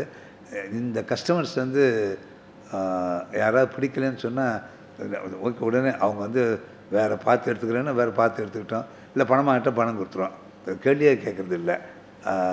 இது வந்து இது ஒன்று மார்க்ஸ் அண்ட் ஸ்பென்சர் கிடையாது. இன்னொன்று, நான் கடைக்கு வந்த மறுநாள் நான் கடை வாசல் நின்றுட்டு இருந்தேன். அப்போ இங்கே பக்கத்தில் அந்த தாரஜன்களோட நாங்கள் அங்கே தான் இருந்தோம், பழைய லேண்ட் ஆடவங்க. அப்போ அவர் முதலாளியே வெளியில் உட்காண்டார். என்னை கூப்பிட்டார், இப்படி வா அப்படின்னார். நான் போனேன். போனோடனே வந்து கடைக்கு வந்து ஒரே நாள் தான் இருந்தேன். உங்கள்கிட்ட ஒரு கஸ்டமர் வராங்க, கம்ப்ளைண்ட் பண்ணுறாங்க, இது மாதிரி இந்த சேல்ஸ்மேன் சரியாக அட்டன் பண்ணல, நீ என்ன பண்ணுவேன்னு கேட்டார். எனக்கு பதிலே சொல்ல தெரியல, எனக்கு ஒன்றுமே தெரியல. கம்முன்னு உட்காந்துருந்தேன். அவர் சொன்னால் அது மாதிரி சொன்னால், நீ வந்து கஸ்டமர் சொன்ன இதை வந்து எடுத்துக்கணுன்னா உடனே அதுக்கு உண்டான நடவடிக்கை எதாவது எடுக்கும். அந்த சேல்ஸ்மேன் கூப்பிட்டு அதை 2 வார்த்தை கண்டித்து இது மாதிரி பண்ணக்கூட கஸ்டமர் கம்ப்ளைண்ட் பண்ணுற அளவுக்கு வச்சுக்கூட ஏதோ ஒரு வார்த்தை சொல்லிவிட்டு வந்துட்டோன்னா அந்த கஸ்டமருக்கு நம்ம கம்ப்ளைண்ட் பண்ணதை மேனேஜ்மெண்ட் ஏற்றுட்டாங்கன்னு அவங்களுக்கு இருக்குது. அப்புறம் அவங்களே சொல்லுவாங்க, நான் இல்லை பரவாயில்ல விட்டுருங்க, நான் இங்கேயே பார்த்து எடுத்துக்கிறேன்னு. அப்புறம் அந்த கஸ்டமர் போன பிறகு நீ அந்த சேல்ஸ்மேன்கிட்ட சொல்லி, ஏன்னா உன் வயசு 15, அவங்க வயசு 40 இருக்கும். இப்போ சம வயசில் உள்ளவங்க கோச்சிட்டு அவங்க ஃபீல் பண்ண மாட்டாங்க. 15 வயசு பையன் முதலாளி இருந்தால் கூட திட்டான்னு அவன் ஃபீல் பண்ணியிருப்பான். அவன்கிட்ட ஒரு சமாதானம் இப்போ கஸ்டமர் சொல்லும்போது நான் ஏற்றுண்டு செய்ய வேண்டியிருக்கு, தப்பாக நினச்சிக்காதேன்னு அவர் சொன்னார். கடைசியாக கஸ்டமர் இஸ் ஆல்வேஸ் ரைட். அவர் எனக்கு சொன்னது இன்னும் அப்படியே இருக்குது. 70 வருஷம் கிட்டத்தட்ட அவர் சொல்ல இந்த வார்த்தை சொல்லி வந்துட்டு இங்கே இருக்கிறது நம்ம வந்து வியாபாரம் பண்ணுறதுக்காக இருக்கும், ஆர்கியூ பண்ணுறதுக்காக இல்லை அப்படின்னா ரொம்ப இதெல்லாம் 2-3 நிமிஷம் எனக்கு அப்படியே மனசில் பதிஞ்சு போச்சு. இதுக்கு பல வருஷம் கழிச்சு இந்தியன் போஸ்டல் டிபார்ட்மெண்ட்டு சென்டினரியாக என்னென்னு மறந்து போச்சு ஒன்று அப்போ வந்து ரப்பர் ஸ்டாம்ப், பழைய ஸ்டாம்பெலாம் நீங்கள் பார்த்துருப்பீங்கன்னு எழுதிடுறேன், ரவுண்டாக சீல் போடுவாங்க. இது மட்டும் வந்து நீளமாக போட்டு ஒரு 2 இன்ச்சு நீளம். அதில் வந்து கஸ்டமர் இஸ் ஆல்வேஸ் ரைட் அந்த வார்த்தை இருந்தது. ரொம்ப நாள் எடுத்து வச்சு இப்போ காணாமல் போயிது. எது சொல்ல வரேன்னா, கஸ்டமர்கிட்ட வந்து எந்த காரணத்தை கொண்டும் நம்ம வந்து ஆர்கியூ பண்ணக்கூடாது. இன்றைக்கி வரைக்கும் நான் எதுவும் நம்ம கஸ்டமர்கிட்ட சொன்னாங்கன்னா சரி, நீங்கள் எது சொன்னாலும் ரைட்டுன்ற மாதிரி அப்படி தான் எடுத்துப்போம். அதனால் ஒன்றும் எங்களுக்கு தவறுதலாகவும் போகலை. இது ஒரு பெரிய பாடம் அவர்கிட்ட கற்றுன்றது. பின்னாடி வந்து ஒரு நாள் ராஜா சார் முத்திய செட்டியார் இருக்கும்போது ஒன்று கூப்பிட்டு வந்தார். நான் எனக்கு என்ன இப்போ 38 வயசு இருக்கும், 1978. அவருக்கே இப்போ 70 வயசுக்கு மேலேயாவது இருந்திருப்பார் அவர். அப்போ வயசானவர் இருந்தார். அப்புறம் நான் போனோன்னு பெரிய பேலஸ், உங்களுக்கு தெரியும் ராஜா சாரெல்லாம் வச்சுட்ட இடம் மொத்தம் 3300 கிரவுண்டு. நான் உங்களுக்கெல்லாம் தெரியாதுன்றதுக்காக சொல்ல வரேன். அவர் அன்றைக்கி போச்சும்போது எனக்கு சொன்னார், அந்த பக்கம் அடையார் ரிவரும் சமுத்திரம் அப் டு சாந்தோமை ரோடு 1100 கிரவுண்டு. சாந்தோமை ரோட்லேருந்து ஹோல் ராஜா அண்ணாமலைபுரம் அது ஒரு 1100 கிரவுண்டு. அங்கேருந்து நாரதகான் சபை தவிர சிஐடி காலனி இருக்குல்லையா, அது ஒரு 1300 கிரவுண்டு. மொத்தம் 3300 கிரவுண்டு எங்கள் அப்பா வாங்கினார், அண்ணாமலை செட்டியார் வாங்கினார். அப்போ வந்து இப்போ சிஐடி நகர்னு மேலே சிஐடி காலனி மேலேப்பூர் இருக்கு இல்லையா, அப்போ வெள்ளக்காரன் இருக்கும்போது செகண்ட் வேர்ல்டு வரும்போது எனக்கு இடம் வேணும்னு சொல்லி கேட்டான். சரி ஏதோ ஒரு வேலை வச்சு கொடுத்துட்டேன் அவருக்கு. அதுக்கப்புறம் இதை வந்து 2200 கிரவுண்டு வந்து அவ்வளோ வேண்டாமேன்னு ராஜா அண்ணாமருவம் அப்போ தான் உருவாக்கி வைத்திய சுப்பிரமணியர் இவர்கிட்ட அட்வைசர் அவர்கிட்ட சொல்லி இதெல்லாம் நீங்கள் ப்ளாட் அவுட் பண்ணி விற்றுருங்கன்னு சொன்னேன். 2000 பர் கிரவுண்டு என்ன விற்ற ஞாபகம். மிச்சம் 1100 இவங்க வச்சுட்டு இருந்தாங்க. அப்போ வந்து இவர் வந்து அந்த பேலஸ்குள்ளே போனால் ஒரு ஸ்டேர் கேஸ் போகிற ரூமு, அது சின்ன ரூம். ஸ்டேர் கேஸும் எவ்வளோ பெருசு, ஒரு சாதாரண அளவு ரூமு. அது கீழே ஒருத்தர் படுத்துக்கிற மாதிரி ஒரு பெட்டு, ஒரு டேபிள், அவர் உட்காரத்துன்னு ஏற்ற அவ்வளோ உட்காரலாம். இதுதான் அங்கே இருந்தது. இவ்வளோ சிம்பிளாக இருக்குது. அங்கே பெரிய பெரிய பிரம்மாண்டமான ரூமெல்லாம் இருந்தது அங்கே. அப்புறம் நான் கொஞ்சம் முதல் தரம் பார்க்குறேன், நான் கொஞ்சம்லாம் கூச்சப்படுவேன் சரி கேட்குறது. அவர் சொன்னது கேட்டுட்டு வந்தேன். ஒரு 3-3.5 மணி நேரம் பேசிட்டு இருந்தார். நிறைய விஷயம் சொல்லிட்டு வந்தார், சில ஞாபகம். ஆனால் கடைசியாக சரின்னு 9:30 போனேன். நான் அவர்கிட்ட புறப்படும்போது மணி 12 மேலே ஆகிடுச்சு. அவரே கூட வந்தார், கார் வரைக்கும் வந்தார். அங்கே 5-6 பேர் நின்றுருந்தாங்க. அவங்க யாரும் கிட்ட வரல. இவரே வந்தார், எங்கள் வண்டியை கூப்பிட்டார். டிரைவருக்கு வந்து வண்டியை நிறுத்தான், சீனிவாசன் பேர் இப்போ கூட இருக்கான். இவரே வந்து டோர் கதை திறந்தார். நான் உட்காந்தப்புறம் அவரே டோர் கதை மூடிட்டு டிரைவர்கிட்ட, தம்பி முதலாளி வர்றார், ஜாக்கிரதை ஆகிடுச்சுப்போ அப்படின்னு சொன்னார். இப்போது இந்த அவ்வளோ இருக்கிற அந்தஸ்துக்கு நான் சின்ன பையமாக இருந்தேன், 38 வயசுனா. இவ்வளோ என்னை கவனிக்கணும்னு அவசியம் இல்லை. இருந்தாலும் அந்த பண்பு அது மாதிரி நடந்துட்டு நான் இன்றைக்கி எங்கள் அப்பா இருக்கும்போது அதை பார்த்துருக்கேன். என்னால் முடிஞ்ச வரைக்கும், அதாவது ஒவ்வொரு கஸ்டமரையும் எங்கள் அப்பா என்ன அப்போ அவ்வளோ பெரிய பிஸ்னஸ் கிடையாது, அவர் போய் அந்த சர்வீஸ் கொடுத்தா நான் அந்தளவு முடியல. முடிஞ்ச வரைக்கும் கஸ்டமர் வரும்போது வாங்கன்னு சொல்லி ஒரு சேல்ஸ்மேன் கிட்ட வந்து அட்டன் பண்ணு சொல்ல போகும்போது நான் ஃப்ரீயாக இருந்தேன், காருக்கு போய் வழி அனுப்பிச்சிட்டு வருவேன். இந்த மாதிரி ஒவ்வொருத்தர்கிட்டேருந்து ஒவ்வொரு விஷயங்கள் நான் கற்றுண்டேன். அதுதான் வந்து இன்றைக்கி கடையை இந்த அளவுக்கு கொண்டு வரத்துக்கு காரணமாக இருந்துன்னு நான் நினைக்கிறேன். அதாவது என் ஃபாதர் வந்து உழைப்புன்றதை அதை பற்றி எப்படி சொல்கிறது இல்லையா.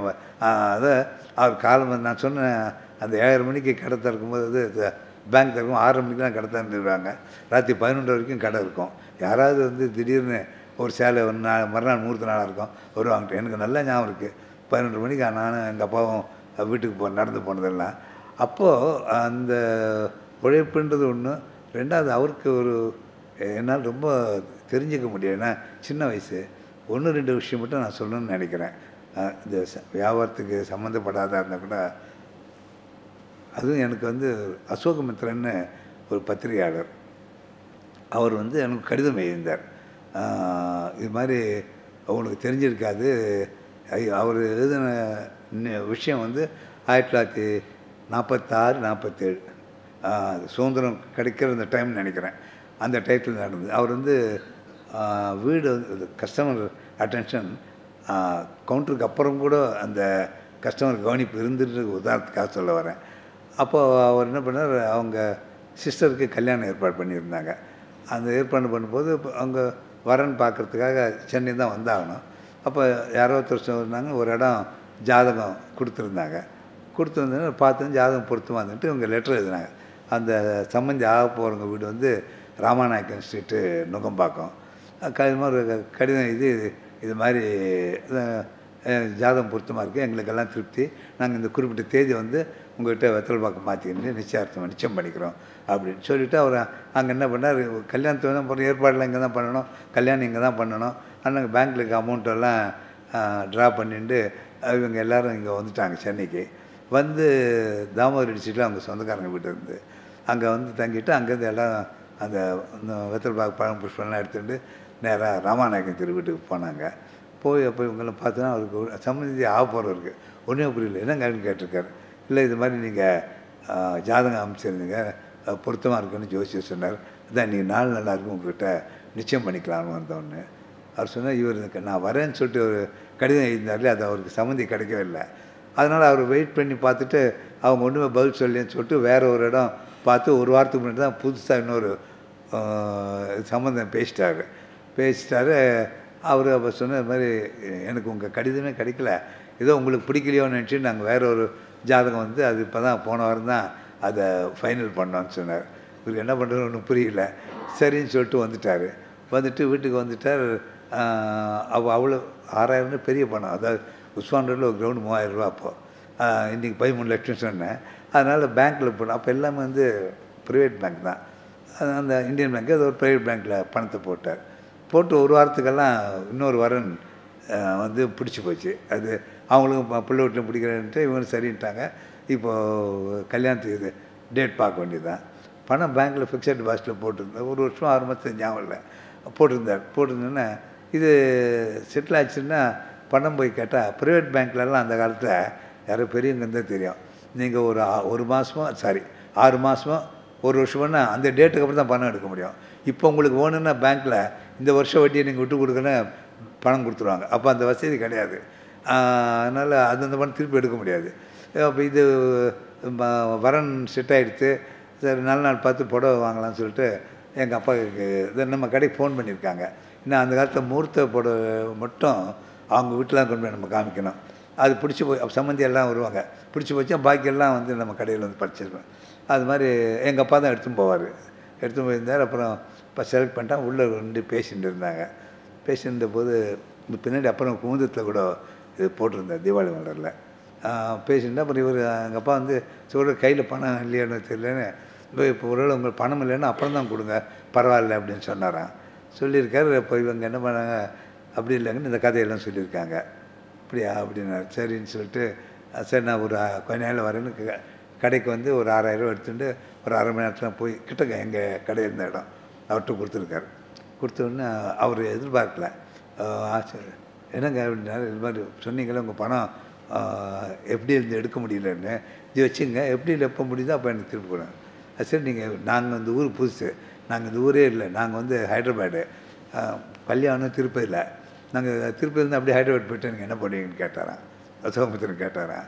அப்படிலாம் பண்ண மாட்டீங்கன்னு எனக்கு தெரியும். அதுக்கு மேலே யோசிக்கிற நிலையில் அப்புறம் கல்யாணம் ஏற்பாடெல்லாம் பண்ணி முடிச்சுட்டு அப்புறம் அதே மாதிரி அந்த பணம் வந்து பேங்க்லேருந்து வந்த உடனே கொண்டு போய் அப்பாட்ட கொடுத்துட்டோம் அப்படின்னு சொல்லிட்டு, இப்போ கூட நான் அந்த பக்கம் போகும்போது இந்த கடையை பார்த்தேன்னா நம்பிக்கைன்னா அதுக்கு அடையாளம் இந்த நல்லிக்கடை தான் சொல்லிட்டு நான் நினச்சிப்பேன். அப்படின்னு சொல்லிட்டு அப்புறம் அவர் வந்து அதை வந்து 2001 குமுதத்து தீபாவளி மலரில் வந்தது. அப்புறம் அசோகமித்திர கட்டுரைகள்லாம் கிழக்கு பதிப்பகம் போட்டிருந்தாங்க, பார்ட் 1 பார்ட் 2. அதில் ஒரு இதில் அது ஹெட்டிங்காக நம்பிக்கைன்னு போட்டு இந்த இன்சிடெண்ட் எழுதியிருந்தாங்க. நான் எனக்கு வந்து இது ரொம்ப நாள் கழிச்சு தான் தெரியும். எங்கள் இந்த மாதிரி எப்படி சொல்ற பத்திரிகை உலகம்னு வச்சுங்களேன், அவங்க கேட்கும்போது இது மாதிரி நீங்கள் கல்விக்குன்னா தாராளமாக நீங்கள் ஹெல்ப் பண்ணுறீங்களா எப்படின்னு கேட்டுவது. அப்போ எனக்கு இந்த விஷயம் தெரியாது. அதுக்குள்ளே இன்னொரு விஷயம், சரி இது சம்மந்தப்பட்டது. ஆனால் கவுண்டர் சேல்ஸு சம்மந்தம் இல்லைன்னு வச்சுங்களேன். நான் இப்போ ராமகிருஷ்ணா மிஷனில் படிச்சுருந்தேன் இல்லையா, படிச்சுட்டு இருந்தபோது எஸ்எல்சின்னா 55 எஸ்எல்சி முடிச்சது 56. அப்போ சடகோப்பன் ஒரு பையன், ரொம்ப கெட்டிக்கார பையன். அவன் வந்து நல்லா படிப்பான். அவன் வந்து எனக்கு வந்து ஃப்ரெண்ட்ஸே கிடையாது. நான் ஜாஸ்தி யார்கிட்டையும் மூவ் பண்ண மாட்டேன். கிருஷ்ணன் சொல்லி அவன் இப்போ கீதா கேஃப்னு இருக்குது, அப்புறம் ஹோட்டல் காஞ்சி இருக்குது, ஜெயராம் இருந்தேன் அவருடைய அக்கா பிள்ளை. அவன் கூட படித்தான். நாங்கள் ஏதோ 10th ஸ்டாண்டர்ட் எனக்கு ஏதோ கிராடாக பண்ணணும்னு சொல்லிட்டு ஹெட்மாஸ்டர் என்ன பண்ணி 4 பேரை வேறு வேறு கிளாஸுக்கு போட்டார். அதனால் எங்கள் 2 பேருக்குமே கேன ஆரம்பிச்சதுனால நாங்கள் எஸ்எல்சிலையும் ஒன்றா தான் இருந்தோம். அப்போது அந்த எஸ்எல்சிக்கு ஆரம்பித்த போது இந்த பையன் வரல மீன்ஸ் 5ஆம் தேதி அன்றைக்கி அட்டன்ஸ் எடுத்துட்டுருக்காரு ஓவி கோபால் கிளாஸ் டீச்சரு. என்னடா சடகோபனை காணோம், இன்றைக்கி பணம் கட்டலைன்னா பேர் அடிச்சுடுவாங்களே அப்படி. அப்போ 5 ரூபா இது மாதம் ஃபீஸு. அப்புறம் இவன் தைரியமாக பேசுவான். அப்போ அவர்கிட்ட டீச்சர் ஒரு நாள் டைம் கொடுங்க அப்படின்னா சார் அப்படின்னு. நானும் அவனும் போயிருந்தோம் எல்லையம்மன் கோயில் தெருவில் அவன் வீடு இந்த பழமாமத்தில். அவன் எங்கே அந்த தூணில் சாய்ஞ்ச பழைய காலத்து வீடு. அவங்க அப்பா நினைக்கிறோம் ஈஸ்டரில் உட்காந்து பேப்பர் படிச்சிருந்தார். எங்களை பார்த்து என்னடா பசங்களா அப்படின்னார். நான் சடகோபன் பள்ளிக்கூடத்துக்கு வரலையேன்னு. அவன் வரமாட்டான் இன்னின்னு. ஏன்னு கேட்டான் கிருஷ்ணன். 5 ரூபா என்னால் கட்ட முடியாது அப்படின்னு. என்னடா அப்படி சொல்ல. இப்போ வெளியில் வந்தேன், வீட்டுக்கு வெளியில் வந்துட்டு என்னடா இப்படி சொல்கிறார் அவங்க அப்பான்னு. நான் சொன்னேன் ஒரு வழி இருக்குது, நீ வந்து எவ்வளோ பணம் கேட்டால் அவங்க மாமா கொடுப்பார். ஏன்னா அவன் ஏதோ தர்மத்துக்கு தான் செய்கிறான், அவனுக்கு தெரியும். எதுக்காக கேட்குறாங்கன்னு கேட்க மாட்டார். இப்போ இந்த நோட் புக்ஸ் 10 ரூபா, டெக்ஸ்ட் புக்ஸ் டெக்ஸ்ட் புக் 10 ரூபா, நோட் புக்ஸ் 10 ரூபா, 20 ரூபா ஆகும். அது அட் அ டைம் 20 ரூபா என்னால் கொடுக்க முடியாது. ஆனால் எங்கள் அம்மா டெய்லி 25 பைசா 4 நாள் செலவு கொடுப்பாங்க. ஒரு வாரத்துக்கு 1.5 ரூபா ஆச்சு, ஒரு மாதத்துக்கு 6 ரூபா ஆச்சு. 5 ரூபா ஃபீஸ் நான் கட்டிடுறேன் மாதம். நோட் புக்ஸும் டெக்ஸ்ட் புக்கும் நீ வாங்கி கொடுத்துறாங்க. சரி 2 பேரும் உள்ளே போனோம். சொன்ன இந்த பிளான் அப்படி நான் ஆயிடுச்சு போங்கன்னு சொன்னார். வந்தேன், அப்புறம் படித்தான்னா. அதுக்கப்புறம் அவனை வந்து 56, நான் வந்து 2001 இங்கே அகோபிலமானம் வந்து அவங்களுக்கு எப்போவுமே அவங்க ஹெட் குவார்ட்டர்ஸ்னு வச்சுங்களேன், அது வந்து அகோபில் தான் இருந்தது. அதாவது அங்கே பக்கத்தில் மாதிரி தான் இரண்யகசிபு வந்து நரசிம்மர் வந்து நரசிம்ம அவதாரமாக வந்து அவரை அதாவது இரண்யகசிபு வதம் பண்ணதுன்னு, அதுக்காக அங்கே தான் அகோபில் மடம் ஹெட் குவார்ட்டர்ஸ்னு வச்சுருந்தாங்க. அப்போது வந்து ஒரு ஜியர் வந்து 2001 அது வந்து மெட்ராஸ்க்கு இங்கே சேலையூர்னு சொல்லிட்டு தாம்பரம் பக்கத்தில். அப்போது அவர் என்ன பண்ணார், ஆஸ்தான வித்வான்னு வைக்கிறது உண்டு. யாராவது 3 வருஷம் அவங்க இருப்பாங்க. ரொம்ப நாளாக விட்டு போச்சு. இதுக்கு முன்னாடி இருந்த ஜியரை அப்பாயிண்ட் பண்ணல. இவர் உமையாள்புரம் சிவராமனை ஆஸ்தான வித்வான்னு சொல்லிட்டு அப்போது அவரை நியமித்தாங்க. அப்போ உமையாள்புரம் சிவராம் எங்கள் அப்பாக்கெல்லாம் வேண்டி என்னை கூப்பிட்டு நான் போயிருந்தேன். உட்காந்து ஜியர் அங்கே மேடையில் இருந்தால் நாங்கள் உட்காந்தோம். எங்கேயோ வந்து ஓடி வந்தான் சடகோப்பன். அப்படியே அந்த மாறாமல் தான். எனக்கு தெரியுது அடான்னு சடகம் தானே. அப்போ இந்த கதையெல்லாம் சொன்னான். அது வரைக்கும் எனக்கு மறந்த போச்சு எங்களுக்கு அதெல்லாம். அப்படியே அடான்னு சொன்னேன். அதுக்கப்புறம் அவருக்கு ஜியர் அவனை கூப்பிட்டார். என்னடா போய் செட்டியார் கதை கட்சின்னு இந்த கதையெல்லாம் சொன்னேன். அப்போ வந்து எனக்கு என்னென்னா அவன் சொன்னான், எஸ்எல்சி நான் முடிக்கலைன்னா கின்லெஸ் பேங்க்கில் அவனுக்கு வேலை கிடச்சிது. இப்போல்லாம் எம்காம் வேணும்னு சொல்கிறாங்க. அந்த காலத்தில் நீங்கள் எஸ்எல்சி படிச்சுருந்தா போதும், பேங்க்கில் வேலை கிடைக்கும். நான் 10ஆம் ஸ்டாண்டர்ட் முடிச்சு எனக்கு ஒரு வேலையும் கிடச்சிக்காரு. ஏன்னா நான் ஒன்றுமே சொல்லிக்க முடியாது இல்லையா. இஎஸ்எஸ் 8ஆம் கிளாஸ் படித்ததுன்னு சொல்லிக்கணும். அது நீ புண்ணியத்தில் கிடச்சிடுற. அப்போ கெட்டிக்காரன். அப்போ மேலே பரிச்சை இது மேலே வந்தான். அவனுக்கு பேங்க்லேயே வந்து வீடு கட்டி கொடுத்தாங்க. நிலத்தையும் கொடுத்து வீடும் கட்டி அது 20 வருஷம் சம்பளத்தில் கழிச்சுன்னு அது மாதிரி ஆச்சு. அவர் பிள்ளை தான் famous text player Ramesh Sadagopan சொல்லிட்டு இவரோட சன்னு. எல்லாத்துலையும் நல்லபடியாக இப்போ இல்லாமல் இருக்கேன் அப்படின்னு சொன்னேன். எது சொல்லணுன்னா, இந்த படிப்புக்கு மட்டும் நான் மாட்டேன்னு சொல்கிறது இல்லை. இது வியாபாரம் சம்மந்தப்பட இருந்தாலும் சொல்லலாம்னு தோணுது எனக்கு. ஏன்னா எனக்கு வந்து வசதி இருந்தது, ஆனால் படிக்க முடியல குடும்ப சூழ்நிலை காரணமாக. எங்கள் அப்பா சின்ன வயசில் இருந்ததுனால நான் கடைக்கு போக முடியாத ஒரு சூழ்நிலை வந்துடுது. அதனால் நான் எப்போவுமே படிப்புன்னு கேட்டால் நான் நோன்னு சொல்ல மாட்டேன். இன்னொரு உதாரணம் சொல்ல நினைக்கிறேன், நீங்கள் வந்து சுயத்தம்பட்டம்னு தயவுசெய்து நினச்சிக்காதீங்க. இன்னும் சொல்லணும்னு தோணுச்சு சொல்கிறேன். ஒரு நாள் கடையில் உட்காந்து ஒரு லெட்டர் ஒன்று வந்தது. அது வந்து இப்போ இன்லேண்ட் லெட்டர். பின்னாடி வந்து வெள்ளூர் சிறைச்சாலையிலிருந்து வந்தது. சூப்பரண்ட் ஆஃப் போலீஸு தணிக்கை அவரால் செய்யப்பட்டு அனுப்பப்பட்ட கடிதம்னு எழுதியிருந்தது. சரி வந்து இப்போ கையெழுத்து முத்தாக இருந்தது. அது படித்தா மதன் ஒருத்தர் எழுதியிருக்கார். ரொம்ப சுருக்கமாக சொல்கிறேன், ரொம்ப டைம் எடுத்துக்கல. அதாவது அவங்களுக்கு வந்து திருவள்ளூர் பக்கத்தில் அவங்க சொந்த கிராமம், அங்கே நிலம் இருந்தது. உங்களுக்கு தெரியும், நிலம் சம்மந்தப்பட்ட எப்போவும் வரப்பு தகராறு வரும் நிலம் இதில். ஒரு பக்கம் இவங்க அப்பாது, அந்த கடிதத்தின் விஷயம் சுருக்கமாக சொல்கிறேன். இன்னொரு பக்கம் அவங்க சித்தப்பாது. இவன் பிஏ படிச்சிருக்கான், தம்பியும் பிஏ படிச்சிருக்கான். ஏதோ பேசும்போது இதை பற்றி அந்த வரப்பு தகராறு வரும்போது இவங்க அப்பாவும் அவங்க சித்தப்பாவும் பேசிட்டு இருக்காங்க. அப்போ அவர் கோவமாக ஏதோ சொல்லிட்டார் சித்தப்பா இவங்க அப்பாவை. எங்கள் அப்பா அப்படி சொன்னேன்னு சொல்லிட்டு அந்த கதிர் கரிவாள் இருந்தது எடுத்து, அதாவது மோட்டிவ் இல்லை, இன்டென்ஷன்லாம் இல்லை, கோவத்தில் பண்ணிட்டா அந்த கத்தி பட்டினம் இறந்து போயிட்டார். கோர்ட்டில் விசாரணைக்கு வந்து அப்புறம் 2 பேருக்கும் ஆயுள் தண்டனை வந்துடுது. கிடந்த போது நான் அந்த கடிதத்தை சுருக்கி சொல்லிட்டு வரேன். அந்த இவனுக்கு ஒரு டாக்டர், அந்த டாக்டர் வந்து அப்போது எஸ்எல்சி முடிச்சிருக்கா. அவளுக்கு வந்து மெரிட்லேயே இன்ஜினியரிங் காலேஜ் சீட் கிடச்சிடுது.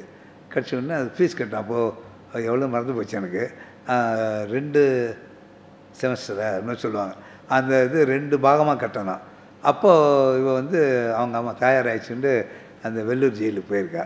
போயிட்டு அப்போ அது மாதிரி எனக்கு மெரிட்லேயே சீட் கிடச்சிருக்கு அப்படின்னா அது பணம் கட்டணும்.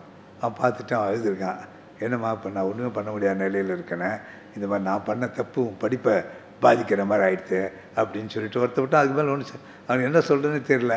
அப்புறம் அந்த குழந்தைன்ட்டு அப்புறம் அவங்க அம்மா ஆயிடுச்சு, திருப்பி ஊருக்கு போயிடுது. அப்போது ஜெயிலில் வந்து கல்கி, ஆண்டவுடன், குமுதம் இந்த மாதிரி வாரப்பத்திரிகைலாம் வரும். அது வியாழக்கிழமைக்கு கல்கி வரும், வெள்ளிக்கிழமைக்கு ஆண்டவுடன், ஞாயிற்றுக்கிழமை குமுதம்னு நினைக்கிறேன். அப்போ இது புதன்கிழமைலேருந்து வியாழக்கிழமை வந்து அப்போ படிக்கிறதுக்கு கொடுப்பாங்க. இவன் கைக்கு அந்த கல்கி வந்து சேர்ந்தது. கல்கியை எடுத்து பார்த்துட்டே வரும்போது எங்கள் பக்கத்து வீட்டுக்காரர் வந்து அப்படி உத்தம்சந்த் கரடான்னு பேர். எங்கள் அடுத்த வீட்டுக்காரரை பற்றி அது அந்த கட்டுரையுடைய தலைப்பு. அது படிச்சிருக்கான். படிச்சுட்டு போய் என்னை பற்றியெல்லாம் லாபம் ஆகிட்டு கடைசி பேரால் இவர் கோயிலுக்கு பணம் கேட்டால் கூட முடியாதுன்னு சொல்லுவார், படிப்பு கேட்டால் முடியாதுன்னு சொல்ல மாட்டார்னு எழுதி முடிச்சிருந்தான் அந்த அவனுடைய இன்டர்வியூவை. பார்த்துட்டு உடனே உங்களுக்கு கடிதம் எதுனா சார்னேன். சரி, அப்புறம் நீங்கள் உங்கள் டாக்டர் உங்கள் மிஸ்ஸஸ் வந்து பார்க்க சொல்லுங்கள். இப்போ என் நண்பர் இங்கே நட்ராஜன் இங்கே வந்திருக்கார், அவர் ஹிந்துவில் இருந்தார். அவங்க எனக்கு கூட லெட்டர்ஸ் எல்லாம் பார்க்குறதுக்கு ஒரு டெய்லி அவங்க பாருங்கள், உங்களுக்கு கரெக்டாக அந்த 6 மாதத்துக்கு ஒரு தான் பணம் கொடுத்துட சொல்கிறேன்னு. அதே முடித்து நான் குழந்தை பாஸ் பண்ணேன். ரொம்ப மகா கெட்டிக்காருக்கு வந்தேன். எல்லாம் பாஸ் பண்ணிட்டா அவளுக்கு போய் ஆனால் ஏதோ உத்தியோகம் கிடச்சிது பெரிய இடத்துல. அதுக்கப்புறம் அந்த குழந்தை தான் அவன் ஜெயிலிருந்து வர வரைக்கும் அவன் குடும்பத்தை காப்பாற்றிட்டு இருந்தான். அப்புறம் இதெல்லாம் நடந்து ஒரு 10 வருஷம் இருக்கும். ஒரு நாள் விசிட்டர்ஸு, நான் அங்கேயே வெளில போய்ட்டு ராத்திரி 9 மணிக்கு வந்தேன். விசிட்டர்ஸ் எல்லாம் எழுதி வச்சு தான் அதில் ஒரு பேர் மதன் இருந்தது. மதன் கேள்விப்பட்ட பேராக இருக்குது. அவர் முதல்ல வாங்கன்னு கூப்பிட்டான். ஏன்னா அவர் கைது தான் பார்த்து ஆளை பார்த்ததில்லை. வந்து நமஸ்காரம் பண்ணிட்டார். அப்புறம் யார் பண்ணேன், இது மாதிரி நீங்கள் என் குழந்தைக்கு காலேஜ் படிக்கிறது ஹெல்ப் பண்ணிங்க. அப்புறம் ஞாபகம் வந்தது, நான் சொல்லிட்டேன், நான் முதல்ல என் குழந்தைய படிக்க வச்ச அந்த பெரியவரை பார்த்துட்டு தான் நான் திருவள்ளூருக்கு வரேன்னு சொல்லிட்டேன். சாயந்தரம் வந்துட்டேங்க, இப்போ உங்களை பார்த்துட்டேன், இன்னும் சொந்த ஊருக்கு போயிட்டு வரலான் இருக்கேன்னா. எது சொல்கிறதுன்னா, அந்த ஒரு உதவின்றது இவன் ஜெயிலில் விட்டு வர வரைக்கும் அந்த குடும்பத்தை காப்பாற்றுறத படிப்பு உதவிச்சு. மகா கட்டிக்கார குழந்தை. அவள் வந்து அதுக்கப்புறம் மேற்கொண்டு ஏதோ எழுதி, அதாவது கேம்பஸ் இன்டர்வியூ மாதிரி அந்த காலத்தில் அது கிடையாது, இருந்தாலும் உடனே வேலை கிடச்சி பெரிய கம்பெனியில் அவள் சம்பாதிச்சு இந்த குடும்பத்தையும் வர வரைக்கும் அவள் தான் பார்த்துட்டு இருந்தாள். எது சொல்ல வரேன்னா, இந்த படிப்புன்றது பாரதியார் சொன்ன மாதிரி 1000 கோவில் கட்டுறதை விட அங்கே ஒருத்தருக்கு நீங்கள் வந்து எழுத்தறிவிக்கிறது பெரிய புண்ணியம்னு. அது உண்மை. ஏன்னா அதுக்கப்புறம் அவங்க காலில் அவங்க நிற்பாங்க, அவங்களே அந்த குடும்பத்தை பார்த்துப்பாங்க. அதனால் இப்படி ஒரு சந்தர்ப்பம் நேர்ந்தது. என் கூட இந்த கிருஷ்ணன் ஒரு காரணம். அப்போ இது எனக்கு ஹிந்து பேப்பரில் ஒரு தரம் என்னை மட்டும் கேட்கும்போது எனக்கு எங்கள் அசோகமித்திரன் விஷயம் அப்போ எனக்கு தெரியாது. நான் உங்களுக்கு எப்படி இந்த பிறருக்கு உதவி பண்ணுன்ற குணம் வந்ததுன்ட்டு கேட்டபோது நான் சொன்னேன், இந்த கிருஷ்ணனுடைய கதை தான் சொல்லியிருந்தேன். ஹிந்துவில் ஒரு பாக்ஸ் போட்டிருந்தாங்க அந்த விஷயத்தை. அதுக்கப்புறம் அசோகமித்திரன் சொன்ன தெரிஞ்சுது. சரி, அதுதான் காரணமாக எங்கள் அப்பாக்கிட்டேருந்து வந்திருக்கலாம் நான் நினச்சிட்டேன். அதனால் இந்த சேல்ஸ்மேன்ஷிப் ஆகட்டும் அல்லது ஏதாவது ஒரு படிப்புக்கு ஏதாவது செய்யணும்னு சொல்கிறது, மற்றவங்களுக்கு உதவுறதுன்ற விஷயம், இதெல்லாம் வந்து எங்கள் அப்பாக்கிட்டேருந்து வந்ததாக நான் நினைக்கிறேன். அதுதான் இந்த கடையை வந்து இத்தனை தூரத்துக்கு முன்னாடி கொண்டு வந்ததுன்னு இந்த பிரின்சிபல்ஸ்னு சொல்கிறதா குணாதிசயங்கள்னு சொல்கிறதா அது கொண்டு வந்ததுன்னு நான் நினைக்கிறேன். அவ்வளோதான் எனக்கு சொல்ல தெரியுது. ஏதாவது எனக்கு சந்தேகம் இருந்தால் கேள்வி கேளுங்க, நான் பதில் சொல்கிறேன்.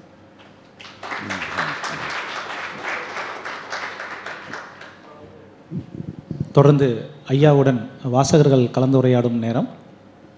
நிகழ்வை ஒட்டிய தங்களது கேள்விகள் ஏதேனும் இருந்தால் எழுப்பலாம்.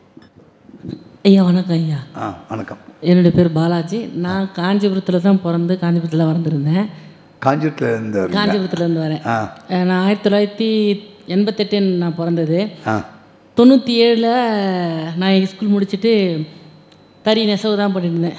குறைஞ்சது ஒரு 22 வருஷமாக நெசவு பண்ணிகிட்டு இருந்தேன். அதுக்கப்புறம் வீவர் சர்வீஸ் சென்டரில் போயிட்டு அங்கே ஜூனியர் வீவராக ஒர்க் பண்ணிகிட்டு இருந்தேன். இப்போது சென்னையில் கலாக்ஷேத்ரா ஃபவுண்டேஷன்ட்டு வீவிங் இன்சார்ஜாக இருக்கேன் சென்ட்ரல் கவர்மெண்ட்டில். இப்போ நீங்கள் சொல்கிற விஷயத்தையும் பார்க்க சொல்லி என்னுடைய வாழ்க்கையிலையும் நான் படித்து முடித்தது 5வது வரைக்கும் தான் படிச்சிருந்தேன். அதுக்கப்புறம் 8வது எக்ஸாம் எழுதினேன். எங்கள் பையன் கல்யாணம் மேரேஜுக்கு முடித்ததுக்கப்புறம் 1907 முடித்ததுக்கப்புறம் நான் எங்கள் பையன் பிறந்ததுக்கப்புறம் 2017 எக்ஸாம் எழுதினேன். அதுக்கப்புறம் எனக்கு கலாக்ஷேத்ரா என் வயசு 33 முடிய சொல்ல எனக்கு பர்மனெண்ட் போஸ்ட்டு இங்கே கலாக்ஷேத்ரா ஃபவுண்டேஷனை கொடுத்தாங்க. உங்கள் படிப்பில் எப்படி இருக்கோ அதே மாதிரி எனக்கு இங்கே பார்க்க சொல்ல ஒரு மோட்டிவேஷன் வந்து நான் இன்றைக்கி சும்மா இங்கே லைப்ரரி வந்திருந்தேன். உங்களுடைய நெசவு இது பார்க்க சொல்ல நானும் சரி இதில் பார்த்துக்கலாம் முடிச்சுட்டு போகலான்ட்டு இன்றைக்கி நீங்கள் சொன்னது ரொம்ப ஹாப்பியாக இருந்தது. ரொம்ப சந்தோஷம். கலாக்ஷேத்ரா ஃபவுண்டேஷனில் அந்த ஹேண்ட்லூம் டிபார்ட்மெண்ட்டில் அதுக்கு இன்சார்ஜாக இருக்கேன் சார். அதை பற்றி ஒரு விஷயம் சொல்லணும். நீங்கள் சொல்லவே இப்போ ஞாபகம் வருது. அதாவது உங்களுக்கு அதான் கான்செப்ட் பற்றி நல்லா தெரியும், மற்றவங்களுக்கும் ஓரளவு தெரியும். 1955 பீப்புள் ஜேக்கர்னு சொல்லிட்டு அவங்க நேரு ஃபேமிலிக்கு ரொம்ப வேண்டியவங்க. அவங்க வந்து என்ன பண்ணாங்க, இது மாதிரி பழைய ட்ரெடிஷ்னல் டிசைன்ஸ் எல்லாம் அப்படி இப்படியே மறைஞ்சு போகிறது. அதாவது கோயில்களில் இருக்குது. கோயில்கள் என்ன பண்ணுறாங்க, பீரோவில் இடம் இல்லைன்னா இந்த இதுக்கு உள்ள ஆன்டிக் வேல்யூ தெரியும், பழைய படையெல்லாம் விற்றுருவாங்க. அவங்களுக்கு தெரியாது அதோட வேல்யூ என்னென்னு. பெரிய மகாராஜாக்கள் ஜமீன்தார் அவங்க இருக்க வேண்டிய அவசியமெல்லாம் அப்படியே இருக்கும். இதை வந்து திருப்பி ரிவைவ் பண்ணி கொண்டு வரணும் அப்படின்னு சொல்லி அதுக்கு ஏதாவது அமைப்பு என்ன செய்யணும்னு நேரு கேட்டார். இந்த மாதிரி முக்கியமான இடங்களில் வீவர் சர்வீஸ் சென்டர் நீ காஞ்சிபுரத்தில் கேள்வி அது செய்யணும். காஞ்சிபுரம் முதல்ல அந்த மாதிரி சொன்னது. ரெண்டாவது வந்து பாம்பே, அப்புறம் டெல்லி, பாம்பே, கல்கட்டா, சென்னை, மொத்தம் 5 சென்டர்னு வச்சுங்களேன் சொல்லிவிட்டு அப்போ அந்த மாதிரி என்ன பண்ணாங்க, இந்த கஞ்சிபுரம் சென்டருக்கு ஆள் வேண்டியிருந்தது, டைரக்டர் வேண்டியிருந்தது. அப்போது சரி இவங்க கலாக்ஷேத்ராவுக்கு ருக்மிணி அரண்டல் பார்க்குறதுக்கு வந்திருந்தாங்க.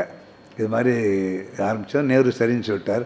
ஆரம்பிக்கணும் கஞ்சிபுரத்துக்கு எனக்கு யாராவது தேவைப்படுது அப்படின்னு சொல்லிட்டு. ஏன்னா அந்த மாதிரி லூம்ஸ் எல்லாம் இப்போ அந்த தறியெல்லாம் இருக்குது. அந்த போது அவர் சொன்னால் அப்போது இந்த இதெல்லாம் கடவுள் பல விஷயம் செஞ்சதில் இது ஒன்று செஞ்சார் சொல்ல. அப்போ இவங்களுக்கு இந்த டான்ஸ் ட்ராமாக்கெல்லாம் பின்னாடி பேக் ட்ராப்பெல்லாம் வீரப்பன் ஒருத்தர் அவர் தான் வரைஞ்சிட்டு இருந்தார். அப்போது ஒரு ராவுன்னு ஒருத்தர் தான் இதை ஹேண்ட்லூம் டிபார்ட்மெண்ட் பார்த்துருந்தார். அவர் தான் ஒரு மாதம் லீவில் போகணுன்னு கேட்டிருந்தார். போனபோது இப்போது நம்ம தறிக்கும் எங்கள் ஹேண்ட்லூமுக்கும் முதல்ல டிசைன் தான் முக்கியம். முதல்ல வரையணும், அதுக்கப்புறம் புள்ளி இதில் கிராஃப்ட் பேப்பர் புள்ளி போடணும், அதுக்கப்புறம் அடை கட்டணும். அந்த மாதிரி இப்போ இவர் அதே மாதிரி இந்த பின்னாடி பேக்கில் வரைஞ்சார். இப்போ இவனை போட்டால் சௌகரியமாக இருக்குன்னு சொல்லிட்டு வீரப்பண்ணி ஒரு மாதம் போய் அங்கேருந்து பார்த்துக்கோ அப்படின்ட்டு வந்து அவர் இந்த இப்போ இயற்கையாக அவருக்கு அந்த அனுபவம் இருந்தால் நிறைய இதெல்லாம் அந்த மோட்டிவெல்லாம் வரைஞ்சி கொடுத்துருந்தார். அப்புறம் அவரே பர்மனெண்ட்டாக அங்கே இருந்தார். அப்போது இவங்க பீப்புள் கேட்க இந்த மாதிரி வீரப்பண்ணை அனுப்பிச்சி வைக்கிறேன், வீரப்பண்ண வேணால் நீங்கள் அங்கே நியமிச்சிருங்கன்னு. எனக்கு அங்கே தெரிஞ்சு பீப்புள் ஜேக்கர் சொல்லிட்டாங்க, இவர் மாற்றக்கூடாது, இவர் இங்கே தான் இருக்கணும், இது ப்ரமோஷன் தான் இங்கே தான் கொடுக்கணும், இங்கே தான் ரிட்டையர் ஆகணும் அப்படின்னு சொல்லிட்டாங்க. ஏன்னா இவரை பற்றி பூரா விவரமாக டைரக்டராக இருந்தார் அந்த அம்மா சொல்லியிருந்தாங்க ருக்மணி என்று. அவர் வந்த பிறகு பல பழைய விஷயங்கள்லாம் சேகரித்து அவர் அங்கே பார்த்துருக்கு. அந்த மாதிரி கலெக்ஷன் இருந்தது. அதெல்லாம் திருப்பி வந்து மோட்டிவேஷன் பண்ணி போட்டு கொடுத்தார். யார் யார் சில பேர் அந்த காலத்தில் ட்ரெடிஷ்னல் டிசைன்னு உடனே மாற மாட்டாங்க. இப்போ இருக்க மாதிரி அப்போ கிடையாது. அப்போ ஒரு தடவை அவர் என்ன பண்ணார், உடல் பூரா ப்ளூ, பச்சை, அரக்கு, இந்த மாதிரி பார்டர் வெள்ளை, இது கற்பனை கூட யாரும் பண்ணியிருக்க மாட்டாங்க. அதில் வெள்ளி ஜரிகை போட்டு டிசைன் போட்டு கொடுத்தாரு. யாரும் போட மாட்டேன்ட்டாங்க. இல்லைங்க இது மாதிரி பார்டர் வெள்ளை, தழுப்பு வெள்ளை யார் வாங்குவாங்கன்னு. அப்புறம் முருகன் சொசைட்டியில் நான் போடுறேன்னாங்க. அப்போ 125 ரூபா அந்த புடவை, 62 நினைக்கிறேன். அப்போ அந்த புடவை வந்து அவ்வளோ டிமாண்ட். அதாவது மெட்ராஸ், கல்கட்டா, பாம்பே எல்லாரும் வந்து ஆர்டர் புக் பண்ணி ஒரு மாதம் கழிச்சு தான் கிடைக்கும். அவ்வளோ டிமாண்டாக விற்றுது அது. ரொம்ப அவர் வந்து அவர் காலத்தில் பல விதமாக அவர் வந்து மேனுஃபேக்சர்ஸ்க்கு உதவி பண்ணார் வீரப்பன். இப்போ அவர் இல்லை, இப்போ அவர் தனியாக ஒரு கடை ஆரம்பித்து அவங்க பசங்க பார்த்துட்டு இருக்காங்க. எதுக்கு சொல்ல வரேன்னா, எதுக்கும் ஆரம்பித்தேன், நீ கலாட்சேத்திராவில் இருந்தேன்னு சொன்னதுனால நான் அப்புறம் ஒரு நாள் போயிருந்தபோது அங்கே வந்து நீங்கள் தறியெல்லாம் பார்த்தீங்கன்னா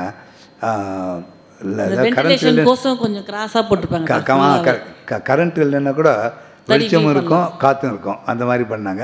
அவங்களுக்கு 24 தறி, மொத்தம் 24 குவார்ட்டர்ஸ் இங்கே அங்கேயே கொடுத்துருந்தாங்க அவங்களுக்கு. ஆனால் அவ்வளோ காஞ்சிபுரத்தில் கொடுக்குற மற்றவங்களுக்கு போர் அடிச்சா தயவுசெய்து பொறுத்துக்கணும், சீக்கிரம் முடிச்சிடுறேன். அவங்களுக்கு காஞ்சிபுரத்தில் கொடுக்குற கூலி விட்டு 2 மடங்கு கொடுத்தாங்க. இருந்தால் கூட ஒரு 3 மாதம் 4 மாதம் கழிச்சு அவனுக்கு இந்த வீட்டு ஞாபகம் வந்துடும், ஊர் ஞாபகம், நான் போகிறேங்க மேடம்னு சொல்லிட்டு போயிடும். தங்க மாட்டாங்க. அதாவது இங்கே இவ்வளோ வசதி இருந்தாலும் அங்கே வசதி குறைவாக இருந்தாலும் ஏதோ பக்கத்தில் மாமா இருப்பார், இந்த பக்கம் தெரியல அத்தை இருப்பாங்க, எப்படி ஒரு ரவுண்டு போனால் சொந்தக்காரன் போகிற பார்த்துட்டு வந்துடலாம். அந்த மாதிரி இருந்தாலும் அவங்க நிரந்தரமாக என்னால் வச்சுக்க முடியல. ஒரு தரம் வேடிக்கையாக இருக்கும். உங்களுக்கு தெரியும், முப்பாகம்னு உங்களுக்கு தெரியும். அதாவது 16 இன்ச்சு இருக்கும் சுமாராக. அது வந்து இப்போ இவங்க இது வந்து அவருக்கு புரியும். நெய்யும் போது அந்த டிசைன் கொடுத்தாரா வீரப்பன். கொடுத்தா வேணாங்க, இது நிச்சயம் எனக்கு ஃபேமிலி ப்ராப்ளம் வருது. இல்லை இந்த டிசைனுக்கு உங்கள் ஃபேமிலி ப்ராப்ளம் என்னடா சம்பந்தம்னு. ஒய்ஃபு தான் கோத்து வாங்குவேன். வாங்கும்போது இப்போ 16 இன்ச்சுன்னு இது வரைக்கும் வந்து வாங்கினோம். ஒவ்வொருத்தரும் மேலே இடிச்சிக்கிற மாதிரி இருக்கும். அவன் திட்டுவான், அவன் கோஷின் ஊருக்கு போடுவான். அதனால் எனக்கு வேணாங்க, இதனால் குடும்பத்தில் பிரச்சனை வருதுன்னு சொன்னேன். வேடிக்கையாக சொன்னார் இதை. அந்த மாதிரி நிறைய ட்ரெடிஷ்னல் டிசைன்ஸ் எல்லாம் இருந்தது. அந்த மாதிரி ஒரு டைம் என்னை கூப்பிட்டுருந்தாங்க. கூப்பிட்டு சுருக்கமாக முடிச்சிடுறேன். அதாவது இந்த ஓல்டு கலெக்ஷன்லாம் வச்சுருந்தாங்க. மகாராஜாக்கள் இந்த மாதிரி இதில் எடுத்து வச்சுருந்தபோது அதை வந்து காட்டனில் போடணும்னாங்க. கான்ட்ராஸ்ட் பார்டரு, கான்ட்ராஸ்ட் பல்லு, ஒரு 90 கோடிக்கு கட்டி போட்டுன்னு வச்சுங்க. அது 2 பட்ட செல்ஃப். அதுதான் அந்த காலத்து இது போனால் இது என்னாச்சுன்னா, தழுப்பு போடுறேன்றான், ஆனால் அவன் பெட்டி போட தெரியல, கான்ட்ராஸ்ட் நெசவு தெரியல. இல்லை கான்ட்ராஸ்ட் நெசவு தெரியுது, பெட்டி போட தெரியுதுன்னா அவனுக்கு அவன் ஏதோ காரணம் சொன்னான். அது பண்ண முடியல கடைசி வரைக்கும். அப்புறம் சாம்பிளாக கொண்டு போய் திருப்பி கொடுத்தேன். ரிவைவ் பண்ணுன்றது ரொம்ப பாடுபட்டாங்க. அந்தம்மா பழசு புறாவும் கொண்டு வரணும்னு சொல்லி யார் யார் மகாராஜாக்கள் கிட்ட இருந்து மொத்தத்தையும் கொண்டுட்டாங்க. இப்போ அது இல்லையான்னு தெரியல எனக்கு. ருக்மணி அம்மாவோட ஒரிஜினல் மியூசியத்துலேருந்து எடுத்துகிட்டு வந்து அதை நம்ம ரிவைவல் பண்ணி தான் அந்த பெட்னி அடை இந்த மாதிரி தான் வச்சு அவங்க பண்ணிகிட்ருக்கேன் நம்ம. சரி, அதை வந்து இவருக்கு சொன்னால் புரியும். இப்போ உங்கள் ஊரில் பெட்டியும் போடுறதே இல்லை, தெரியும்ல. நான் இன்றைக்கி யாரோ வியூவர்கிட்ட பெட்டி போடுறேன்னு, பெட்டி எப்படி போடுறதுன்னு கேட்குறான். என்ன சொல்கிறது, அந்த காலத்தில் இதெல்லாம் வந்து கொஞ்சம் கஷ்டமான வேலை. அதாவது பேர் வாங்குறது தான் முக்கியம்னு நினைப்பான் வியூவர் அந்த காலத்தில். இப்போ அதெல்லாம் மாதிரி ஈஸியாக முடிச்சிடணும் அப்படின்னு நினைக்கிறாங்க. இப்போ ஒரு விதமான நெசவு மறைஞ்சே போச்சு போகுது. நான் அந்த சேரீ 1-2 சேரீ பெட்டி போட சேரீ கையில் வச்சுட்டு இருக்கேன். அது எனக்கு தெரியல. அதாவது நாங்கள் அந்த காலமாக இருந்தால் சின்ன வியாபாரம், ஒவ்வொரு சேரீயும் தலைப்பு பார்த்துட்டு தான் நாங்கள் எடுத்துப்போம். கொஞ்சம் வியாபாரம் வந்தப்போ முடியல, இப்போ பார்த்துட்டு அப்படி வச்சுருவோம். இவன் மாற்றிட்ட விஷயம் எனக்கு தெரியாது. அன்றைக்கி ஒரு நாள் யாரும் இப்போ பெட்டியும் கஷ்டம் விஷயம் தெரிஞ்சுக்கிட்டு இருக்கான் இல்லையா. இங்கே இவங்க டிவிஎஸ் உங்களுக்கு தெரியும், அவங்க வேணு சீனிவாசனுடைய மதர் பிரேமா சீனிவாசன். அவங்களுக்கு வந்து A to Z தெரியும் விவிங் பற்றி. நாங்கள் அவங்க கடைக்கு வரும்போது கூட ஸ்டாஃப்கிட்ட சொல்லிவிட்டேன், ஏதாவது உனக்கு தெரிஞ்ச மாதிரி பேசுகிறாத. அவங்க பதில் கேட்டேன், அவங்க பதிலுக்கு கேள்வி கேட்டால் உன்னால் பதில் சொல்ல முடியாதுன்னு. அவ்வளோ விஷயம் அவங்களுக்கு தெரிஞ்சவங்க. அவங்க வரும்போது இது சொல்லுங்க. அப்போ வந்து எனக்கு இது ஆனால் ட்ரேடு பற்றி தான் உங்களுக்கு இன்ட்ரெஸ்ட் இருக்குன்னு நினைக்கிறேன். ஒரு தடவை உங்களுக்கு ரொம்ப புரியும். அது ஒரு சேரீ ஒன்று, காட்டன் சேரீ இருக்குது, அது மாதிரி தறியில் போட முடியுமான்னு வந்து பார்த்து சொல்லுனேன். சரி, நான் போயிருந்தபோது அந்த சேரீ இது வந்து சேரீ 150 வருஷம் ஆச்சு, வெங்கடகிரி மகாராஜாக்கிட்ட வந்து நான் வாங்கிட்டு வந்தேன் அப்படின்னு சொன்னாங்க. சரிங்க மேடம், இது மாதிரி பண்ண போடுறேன்னா சரியாக பார்த்து சொல்லுன்னாங்க. பார்க்குறேன், இது ஒன்று அது வெறும் ஃபிலிம் பேட்டு, டிசைன் கூட கிடையாது. ஆனால் இது கவுண்ட்ஸ் வந்து 200 கவுண்ட்ஸு. நான் 120 140 மேலே நான் கவுண்ட்ஸ் பார்த்ததில்லை. அது பரவாயில்ல, அது வேணால் 140 போடு, இந்த போட முடியுமான்னு பார்த்து சொல்லுன்னேன். என்ன இப்படி சொல்கிறாங்கன்னு சொல்லிட்டு சொன்னேன்.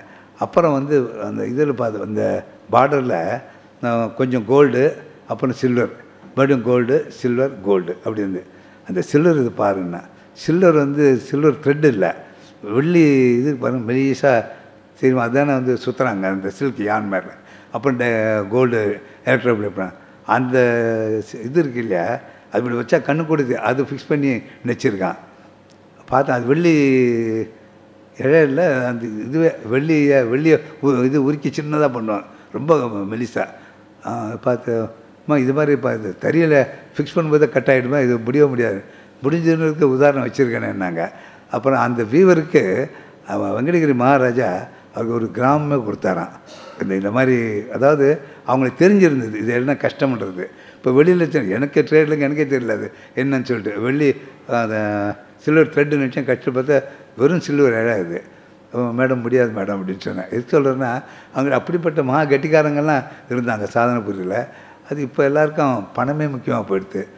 அதாவது நம்ம திறமைக்கு நம்ம அப்ரிஷியேஷன் வாங்கணும்னு யாரும் நினைக்க மாட்டேன்றாங்க. காஞ்சிபுரம் வந்து இது ரொம்ப டெக்னிக்கலாக இருந்தால் மட்டும் சொல்லணும். காஞ்சிபுரத்துக்காரங்க இருக்கிறதுனால ஏன் வந்து காஞ்சிபுரம் சேரீ வந்து ரொம்ப ஒஸ்தின்னு நினைக்கிறாங்கன்னா, நான் கொஞ்சம் கூடி மட்டும் உங்களுக்கு புரியாமல் சொல்கிறேன். அதாவது அந்த 5000 த்ரெட்ஸ் இருக்கும், ஓகே, அது ஒரு இன்ச்சுக்கு 90 இழை அது மாதிரி கணக்கு இருக்குது. அந்த சீப் மாதிரி இருக்கும். இந்த நீங்கள் அந்த லூம் பார்த்துருந்தா தெரியும். அதில் வந்து ஒரு இதில் 4 இடம் இருக்கும் காஞ்சிபுரமாக இருந்தால். அதாவது அதுக்கு ஜரி வார்ப்புன்னு பேர். ஏன்னா ஜரிகை தயார் பண்ணுறதுக்காக அந்த யான் 13-15 டீனியர், ரொம்ப நான் டெக்னிக்கலாக போகல, 13-15 டீனியர். அந்த 13-15 டீனியர் 2 சேர்ந்து முறுக்கு ஏற்றுவாங்க, இன்னும் 2 மொத்தம் 4 இடம் வரும். அது வந்து வேறு இந்தியா பூராவும் இல்லை, உலகத்துலேயே அந்த மாதிரி யாரும் பண்ணுறது இல்லை, ஒருத்தர் தான் பண்ணுறாங்க, காஞ்சிபுரம் தான் பண்ணுறாங்க. அது அந்த மாதிரி இருக்கிறதுனால நீங்கள் எத்தனை உட்காந்து இருந்தாலும் பாலிஸ்டர் மாதிரி நலங்காது. அப்போ வந்து சாதாரணமாக இருக்கும் சாரி. பாக்கி எல்லா ஊரில் 2 இடம் தான் போட்டு நெய்வாங்க. அது ஒன்று தான் ஸ்பெஷாலிட்டி காஞ்சிபுரத்தில். அதுதான் காரணம் இன்றைக்கி வரைக்கும் காஞ்சிபுரத்துக்கு அந்த பேர் இருக்குது. இன்னொன்று ஏற்கனவே சொல்ல மறந்துட்டேன், அதுக்கு முன்னாடி அதாவது இது இவர் இருக்கிறனால அதுக்கு இன்னும் புரியும். நேச்சுரல் டைஸ்ன்னு சொல்லிட்டு அந்த காலத்தில் நான் சொல்ல 1921க்கு முன்னாடி, அதை ஒரு குறிப்பிட்ட செடியினுடைய அந்த சீடு வந்து அது போட்டால் சிவப்பு கலர் வரும், இன்னொன்று குறிப்பிட்டது போட்டால் ப்ளூ வரும். அந்த மாதிரி ஒவ்வொரு சீடு ஒவ்வொரு இங்கே விழுப்புரம் பக்கத்தில் ஒன்று கிடைக்கும், இன்னொன்று வேறு எங்கேயோ கிடைக்கும். அதை வச்சு தான் சாரி டை பண்ணிட்டு இருந்தாங்க. ப்ராசஸ் ரொம்ப பெரிய ப்ராசஸ், ஒரு நாள் கூட ஆகிட்டு சில சமயம். அப்போது 1921 சீபா கம்பெனியில் சுவிட்சர்லாண்ட்லேருந்து வந்திருந்து அப்போ தான் சில்க் யானுக்கு இந்த டை கண்டுபிடிச்சாங்க, அதை கெமிக்கல் டைஸு. வந்திருந்தபோது அவங்களுக்கு அவங்க உலகத்திலேயே வந்து காஞ்சிபுரம் தான் செலக்ட் பண்ணான். முதல்ல இவங்க அப்போ சரின்னு சொல்லிட்டா உலகம் போகிற நான் மார்க்கெட் பண்ண முடியும்னு சொல்லிட்டு வந்திருந்தபோது அதே மெட்ராஸ் வந்து கேட்டிருக்கேன். அவங்க காஞ்சிபுரம் போயிருக்கேன். அங்கே ஒரு பெரிய பிஎஸ் கன்சாம் சாண்ட் இருந்தார் அந்த காலத்தில். கேட்டுக்க அவர் வந்து எங்கள் அப்பா தாத்தா கிட்ட அவன் தான் புதுசாக எதாக இருந்தாலும் அவன் பண்ணுவான் அவங்ககிட்ட வந்துட்டு அவங்க வந்து உட்காந்து நல்ல மே மாதம் கத்திரி வெயில் சுவிட்சர்லாண்ட்லேருந்து வரங்க எப்படி இருக்கும். இருந்தாலும் அந்த எம்டியை வந்துருந்தால் அவர் அந்த கெமிஸ்ட்ரி படித்த ஒரு இன்ஜினியர் 2 பேர் இருந்தான். உங்கள் ப்ராசஸில் நீங்கள் டை பண்ணுங்கம்மா, தயவு பண்ணி போர் அடிச்சா கை தூக்குங்க, நான் என்ன எடுத்துக்கிறேன். ஏன்னா அவருக்கு புரியணுன்றதுக்காக சொல்கிறேன். வந்து பார்த்தா எங்கள் டை ப்ராசஸ் காமிச்சாங்க. அது அரை நாள் ஆச்சு, காலம்பரம் ஆரம்பித்து மத்தியானம் ஆச்சு. அந்த யான் வந்து எப்போவுமே வெயிலில் படாமல் தான் இருக்கணும், நேரில் தான் உணர்த்துவாங்க. அப்புறம் சொல்லிட்டு அது பற்றி கலர் அரக்குன்னு வச்சுங்களேன். இவங்க வந்து அவங்க இந்த கலர் வரணும் உனக்கு இல்லையான்னா ஆமான்னு அந்த டைவர் சொன்னேன். அப்புறம் அவங்க அது அவுன்ஸ் கணக்கில் இதை எடுத்து போட்டு அந்த ஹாட் வாட்டர் தான் யூஸ் பண்ணுவோம் காஞ்சிபுரத்தில். ஆஃப் அ டே ஆனது ½ அன் ஹவரில் முடிஞ்சு போச்சு. முடிஞ்சு போனோடனே அவனை அந்த டையர் பார்த்தான். இதில் உங்கள் ஒப்பீனியன் சொல்லுன்னு கேட்டார். அந்த சுதந்திரம் வந்தார் பார்த்து கரெக்டாக கலர் கேட்டாருக்கு. யான் அதாவது யான் ஸ்ட்ரென்த்து போயிடக்கூடாது தான் முக்கியமாக பார்த்தா எல்லாமே கரெக்டாக இருக்கேன்ட்டான். சரி பாதி வேலை முடியுதுன்னு சொல்லிட்டு மறுநாள் மறுபடியும் வந்தாங்க. வந்தபோது வீவர்கிட்ட இப்போ டையர் ஓகே சொல்லிட்டான். வீவர் சரின்னு சொல்லணும். வீவர்கிட்ட போயிட்டு அந்த ஃபிக்ஸ் பண்ண உங்களுக்கு தெரியல தேர்டில் பணிக்கிறதுன்னு பணிச்சுட்டு அவன் ஒரு ஆஃப் டே அங்கே இருந்தான். ஏதோ ஆஃப் டேக்கு என்ன ஒரு 4 கஜன் வச்சுருப்பான். அவ்வளோதான் முடியாது. ஏன்னா ரொம்ப ஃபைன் யான்னு முடிச்சிட்டோன்னே அவனை கேட்ட அவர் சொல்கிறார் எங்கள் ஆள் ட்ரான்ஸ்லேட் பண்ணுறான். இதில் ஏற்கனவே நினச்சதுக்கு இந்த நெசவுக்கும் உனக்கு ஏதாவது வித்தியாசம் தெரிஞ்சான்னு கேட்டார். இல்லை சார் ஒரே மாதிரி தான் இருந்தேன். அப்போ சொன்னார் அது வந்து நேச்சுரல் டை பண்ணது, இது கெமிக்கல் டை பண்ணது, வித்தியாசமாக எனக்கு தெரியலன்னா. அப்புறம் 21 ஃபஸ்ட்டு கெமிக்கல் டை இந்தியாவில் காஞ்சிபுரத்தில் அறிமுகமாச்சு. அப்புறம் உலகம் பூராவும் போச்சுன்னு வச்சுங்க. இந்த மாதிரி புதுசாக இருக்கிறது எதுவாக இருந்தாலும் எங்கள் தாத்தா ஒன்று அது நான் பண்ணி தரேன்னுவார். அந்த மாதிரி வந்தது. நான் அந்த பெருமையும் இந்த குடும்பத்தை சேர்ந்ததுக்காக சொல்ல வந்து மறந்து போயிட்டேன். ரொம்ப நன்றி நீங்கள் வந்து அதை பற்றி பேசுனது. ஐயா வணக்கம். நீங்கள் ரொம்ப நிறைய சமூக பணி பண்ணிகிட்ருக்கீங்க. நிறைய புத்தகங்களோட வெளியீடு, அதுக்கப்புறம் நாங்கள் ரொம்ப மதிக்கிற பாலம் கல்யாணசுந்தரம் ஐயாலாம் உங்களை பற்றி பேசினார்னா மணிக்கணக்காக பேசுவார். அவருக்கு நீங்கள் செஞ்ச உதவிகள்லாம் பார்க்கும்போது ஒரு பேரண்ட்ஸ் ஸ்தானத்துலேருந்து நான் உங்களுக்கு முதல்ல நன்றி சொல்ல கடமைப்பட்டிருக்கேன். நாங்கள் பள்ளிப்பாளையம் பகுதியில் தான் நாங்கள் இருந்திருக்கோம். எங்கள் மக்களுக்கு எப்பயுமே வந்து தறி, பாவு போடுறது, நூல் போடுறது தான் அங்கே இருக்கிற மக்களோட பெரிய வேலை. அதை வச்சு தான் எங்களெல்லாம் படிக்க வச்சுருப்பாங்க. எனக்கு என்ன கேள்வி அப்படின்னா, அம்மா அப்பா செய்கிற ஒரு தொழிலை பசங்க எடுத்து செய்யலாம் அப்படின்னு நினைக்கும் போது முதல் தடையை அவங்கக்கிட்ட இருந்து தான் வருது. அப்படி இருக்கும்போது ஒரு பிள்ளையாக நாங்கள் எங்கள் அம்மா அப்பாவை எப்படி கன்வின்ஸ் பண்ணலாம், எப்படி சொன்னால் அவங்கள நாங்கள் புரிஞ்சுக்க வச்சு அவங்களுடைய சம்மதத்தோடு அவங்க தொழிலை நாங்கள் எடுத்து பண்ணுறதுக்கு ஒரு உங்ககிட்டேருந்து நாங்கள் ஐடியா கேட்க விரும்புகிறோம். என்ன மாதிரி சொல்லலாம் அப்படின்னு. அதான் நீங்கள் சொல்ல முன்னோர்கள் செஞ்ச நெசவு தொழிலை நீங்கள் செய்கிறதுக்கு அதானே சொல்கிறீங்க? ஆமாங்க ஐயா. அது ரொம்ப சந்தோஷமான விஷயமாச்சே. ஆனால் அம்மா அப்பா கிட்ட இருந்து தான் தடையே வருது. குழந்தைங்கள்லாம் இப்போ சொல்லணும் நிலைமை என்னன்னு உங்களுக்கு சொல்லணும். கிட்டத்தட்ட அந்த காலகட்டத்தில் வந்து படிப்பினுடைய அருமை அவங்களுக்கு தெரியல. பையனாக இருந்தான்னா மேக்ஸிமம் சண்டை பிடிச்சி 8th ஸ்டாண்டர்ட் வரைக்கும் படிக்கலாம், அவ்வளோதான். அதுக்கப்புறம் தறி நெய்யறதுக்கு கூட ஹெல்ப்புக்கு வந்துடணும். ஏன்னா இந்த தறி நெசவு தொழில் எப்படின்னா ஒருத்தர் செய்ய முடியாது, இன்னொருத்தர் ஹெல்ப்புக்கு வேணும். ரெண்டாவது இந்த ஒரே ஒரு தொழில் தான் உலகத்தில் அவங்க வீட்டில் செஞ்சு கொண்டு வந்து கொடுக்குறது. ஒரு ஃபேக்ட்ரி கீழே அவங்க ஒர்க் பண்ணுறதுக்கு ஒத்துக்க மாட்டாங்கன்னா அது வசதிப்படாது. ஏன்னா அதில் வந்து இது கண்டை சுற்றி கொடுக்குறது, இன்னும் பல விஷயம் புட்டா போடும்போது ஒருத்தர் வேணும், அப்புறம் அவங்களுக்கு வேலை இருக்காது. அது மாதிரி கோத்து வாங்குறது நான் தமிழ்ட்டு சொல்லுவோம், அதுக்கு ஒரு பையன் வேணும். இப்போ இவர் வயசுலேயே ஒருத்தர் உட்கார வைக்கிறதா இருந்தால் முதல்ல சம்பளம் கூலியும் கட்டுப்படி ஆகுது, ரெண்டாவது உட்கார முடியாது. அது மாதிரி இடம் பார்த்து ஆனால் பசங்களை தான் வச்சுப்பாங்க. 5th ஸ்டாண்டர்டும் நிறுத்த கூட்டர் பிளேக் தெரியுமா, தமிழ் படி தெரியுமா, அவங்க கூட வந்துடுன்னு வச்சுடுவாங்க. அப்படியே தொடர்ந்து வந்துட்டு இருந்து இப்போது குழந்தைங்கள்லாம் வந்து படிப்பு அருமை தெரிய ஆரம்பிச்சிடுது. எல்லோரும் கம்ப்யூட்டர் படிச்சுட்டு 50% வியூவர்ஸுடைய குழந்தைங்க இப்போ அமெரிக்காவில் இருக்காங்க. இப்போ எனக்கு என்னென்னா ஒரு பெரிய ஒரு பொக்கிஷம் இந்த நெசவு தொழில்ன்றது. வேறு யாராலையும் காப்பீடிக்க முடியாத, செய்ய முடியாத விஷயம். அதுக்கு இன்னொரு உதாரணம் சொல்கிறேன் உங்களுக்கு. இப்போ 1990 நரசிம்மராவ் பிரைம் மினிஸ்டர் ஆனப்புறம் குளோபல் இதுக்கு மார்க்கெட் திறந்துட்டார். யார் வேணால் எதை வேணால் இம்போர்ட் பண்ணலாம், எக்ஸ்போர்ட் பண்ணலாம் அப்படின்ட்டு. அப்போ உடனே வந்து சைனா தான் நமக்கு சில்க் யான் கொடுத்துட்டு இருந்தாங்க. அதுக்கு பண்ணி ஃபினிஷ் ப்ராடக்ட்ஸுக்கு வந்து பர்மிஷன் இல்லை.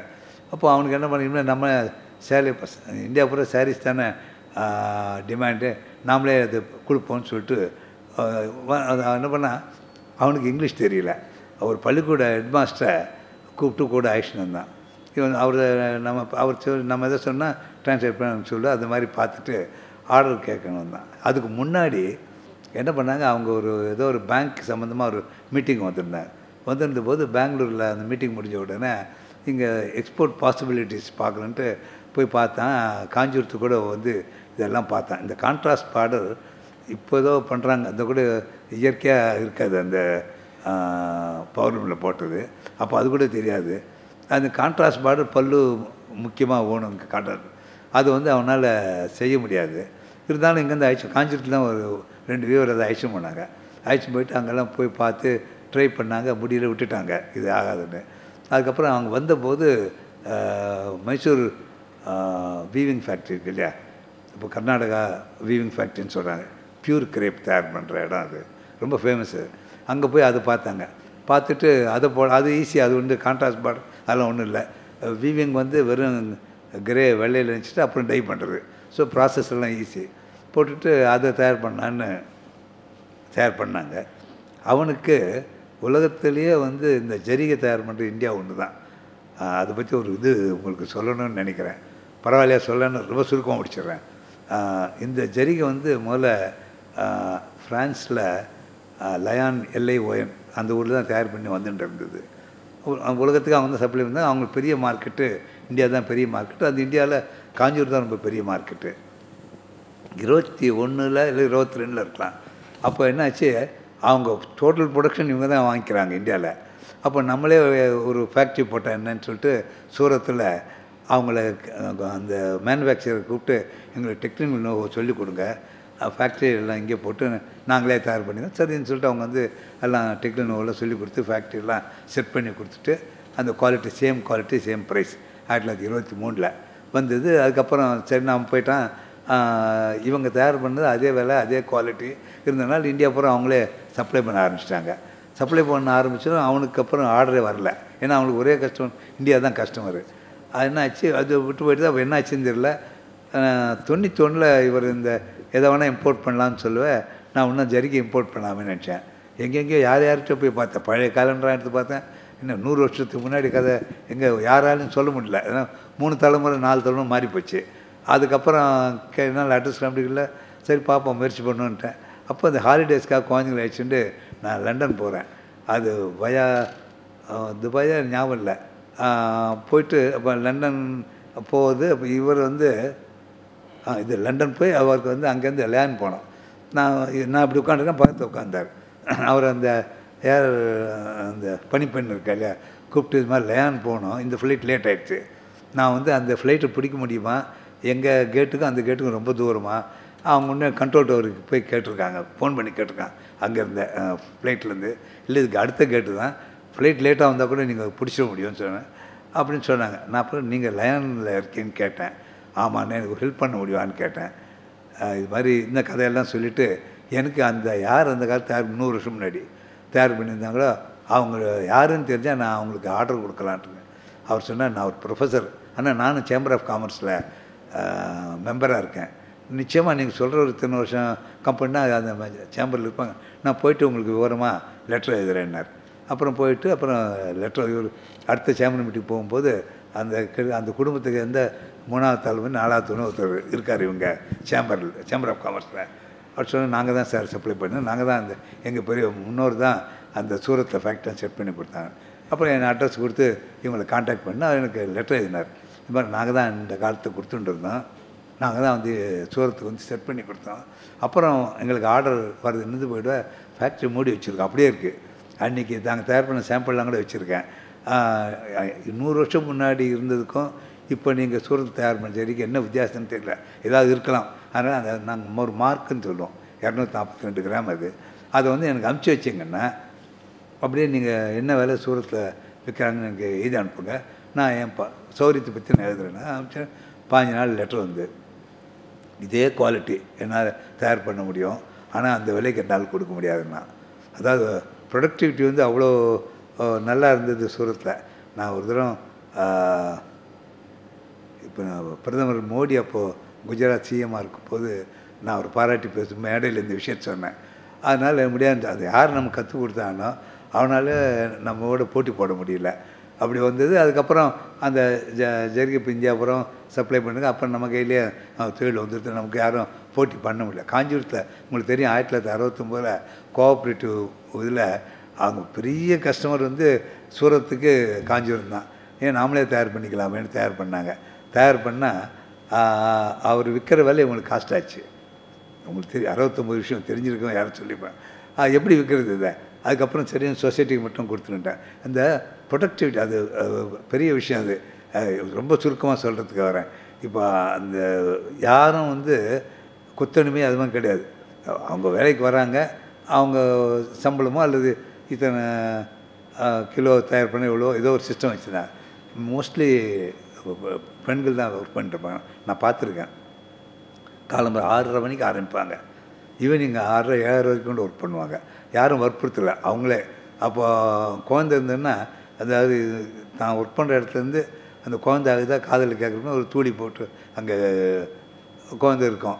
அப்போ அதை குழந்தைக்கு ஏதோ ஆகாரம் கொடுத்து வருவாங்க. அதனால் நடக்கிறதுல கூட டைம் வேஸ்ட் ஆகாது. அதுக்கு எந்த மேனேஜ்மெண்ட் ஸ்கூல் படிச்சுட்டு போகிறாங்க. அதனால் இவ்வளோ இவங்க கொடுக்குற அந்த ப்ரொடக்டிவிட்டி, அதை உற்பத்தி வேறு யாராலும் கொடுக்க முடியாது. உலகத்தில் எங்கே இருந்தாலுமே அவங்களோட போட்டி போடுது. அதே பாருங்கள், வேர்ல்டு காலங்காலமாக வைரம் கண்டுபிடிச்ச காலத்துலேருந்து ஆம்ஸ்டர்டாம் தான் பட்டத்தீட்டுறதுக்கு பேர் போனது. இப்போ 90% வைரம் சூரத்தில் பட்டத்தீட்டுறாங்க. ஆம்ஸ்டர்டாம் வந்து 10% தான் பண்ணுறாங்க. அது மாதிரி நிறைய சொல்லிகிட்டே போகலாம். அது மாதிரி ரொம்ப கெட்டிக்கார இளைஞர்கள், ஒழிக்கக்கூடிய இளைஞர்கள் பூரா உள்ளது இந்தியா. அது பின்னாடி நாம் வந்து பார்க்க போகிறோம்னா இல்லையே தெரில. இது உலகம் பூராவுக்கும் இவங்க இல்லாமல் அவங்களுக்கு வேலை ஆகாது அப்படின்னு ஒரு காலம் வரும். இப்போ வந்தாச்சு அந்த மாதிரி. அப்போ அது மாதிரி நீங்கள் வியூவர்ஸினுடைய சென்ஸ் எல்லாம் படிச்சுட்டு உத்தியோகத்துக்கு போயிட்டாங்க. பாதி எல்லோரும் இல்லை, பாதி 50% வச்சுங்களேன்.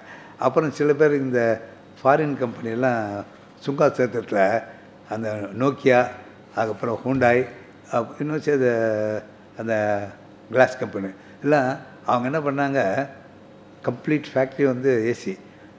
இவங்களுக்கு ஒர்க் ஏதாவது இந்த லெட்டர் போய் மேனேஜர் கொடுத்தா, இந்த லெட்டர் போய் டைரக்டர் கொடுத்தா, இதுதான் ஒர்க் அங்கே இருக்கும்.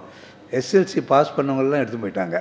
ஏன்னா மெட்ராஸ் வந்து மெட்ராஸுக்கும் காஞ்சிபுரத்துக்கும் கரெக்டாக சென்டரில் இருக்குது அவங்க ஃபேக்ட்ரி. மெட்ராஸ் நிறுத்தம் சம்பளம் ஜாஸ்தி கேட்பான். காஞ்சிபுரம்னா அவங்களுக்கு என்ன சொல்கிறது, தறி நினச்சா 5000 ரூபா கிடைக்கிறதுனா அவனுக்கு 10,000 ரூபா கொடுக்குறேன்னா சந்தோஷம் வரும். அவன் வீட்டிலேருந்து ஏர் கண்டிஷன் பஸ்ஸில் அழைச்சிட்டு வந்துடுவாங்க. இது தப்புன்னு தான் சொல்லுவேன், ஞாபகம். திருப்பி அதில் கொண்டு போய் வீட்டில் விட்டுருவாங்க தான். ஏன்னா ஹோம் சிக்கு நான் சொன்னேன் இல்லையா, அது கலாட்சேத்திரா கதை. அவங்க காஞ்சிபுரத்தோடு வேறு எங்கேயும் இருக்க மாட்டாங்க. அதுவும் அவன் தன் ஊர்லேயே இருந்த மாதிரி ஆச்சு அவன்.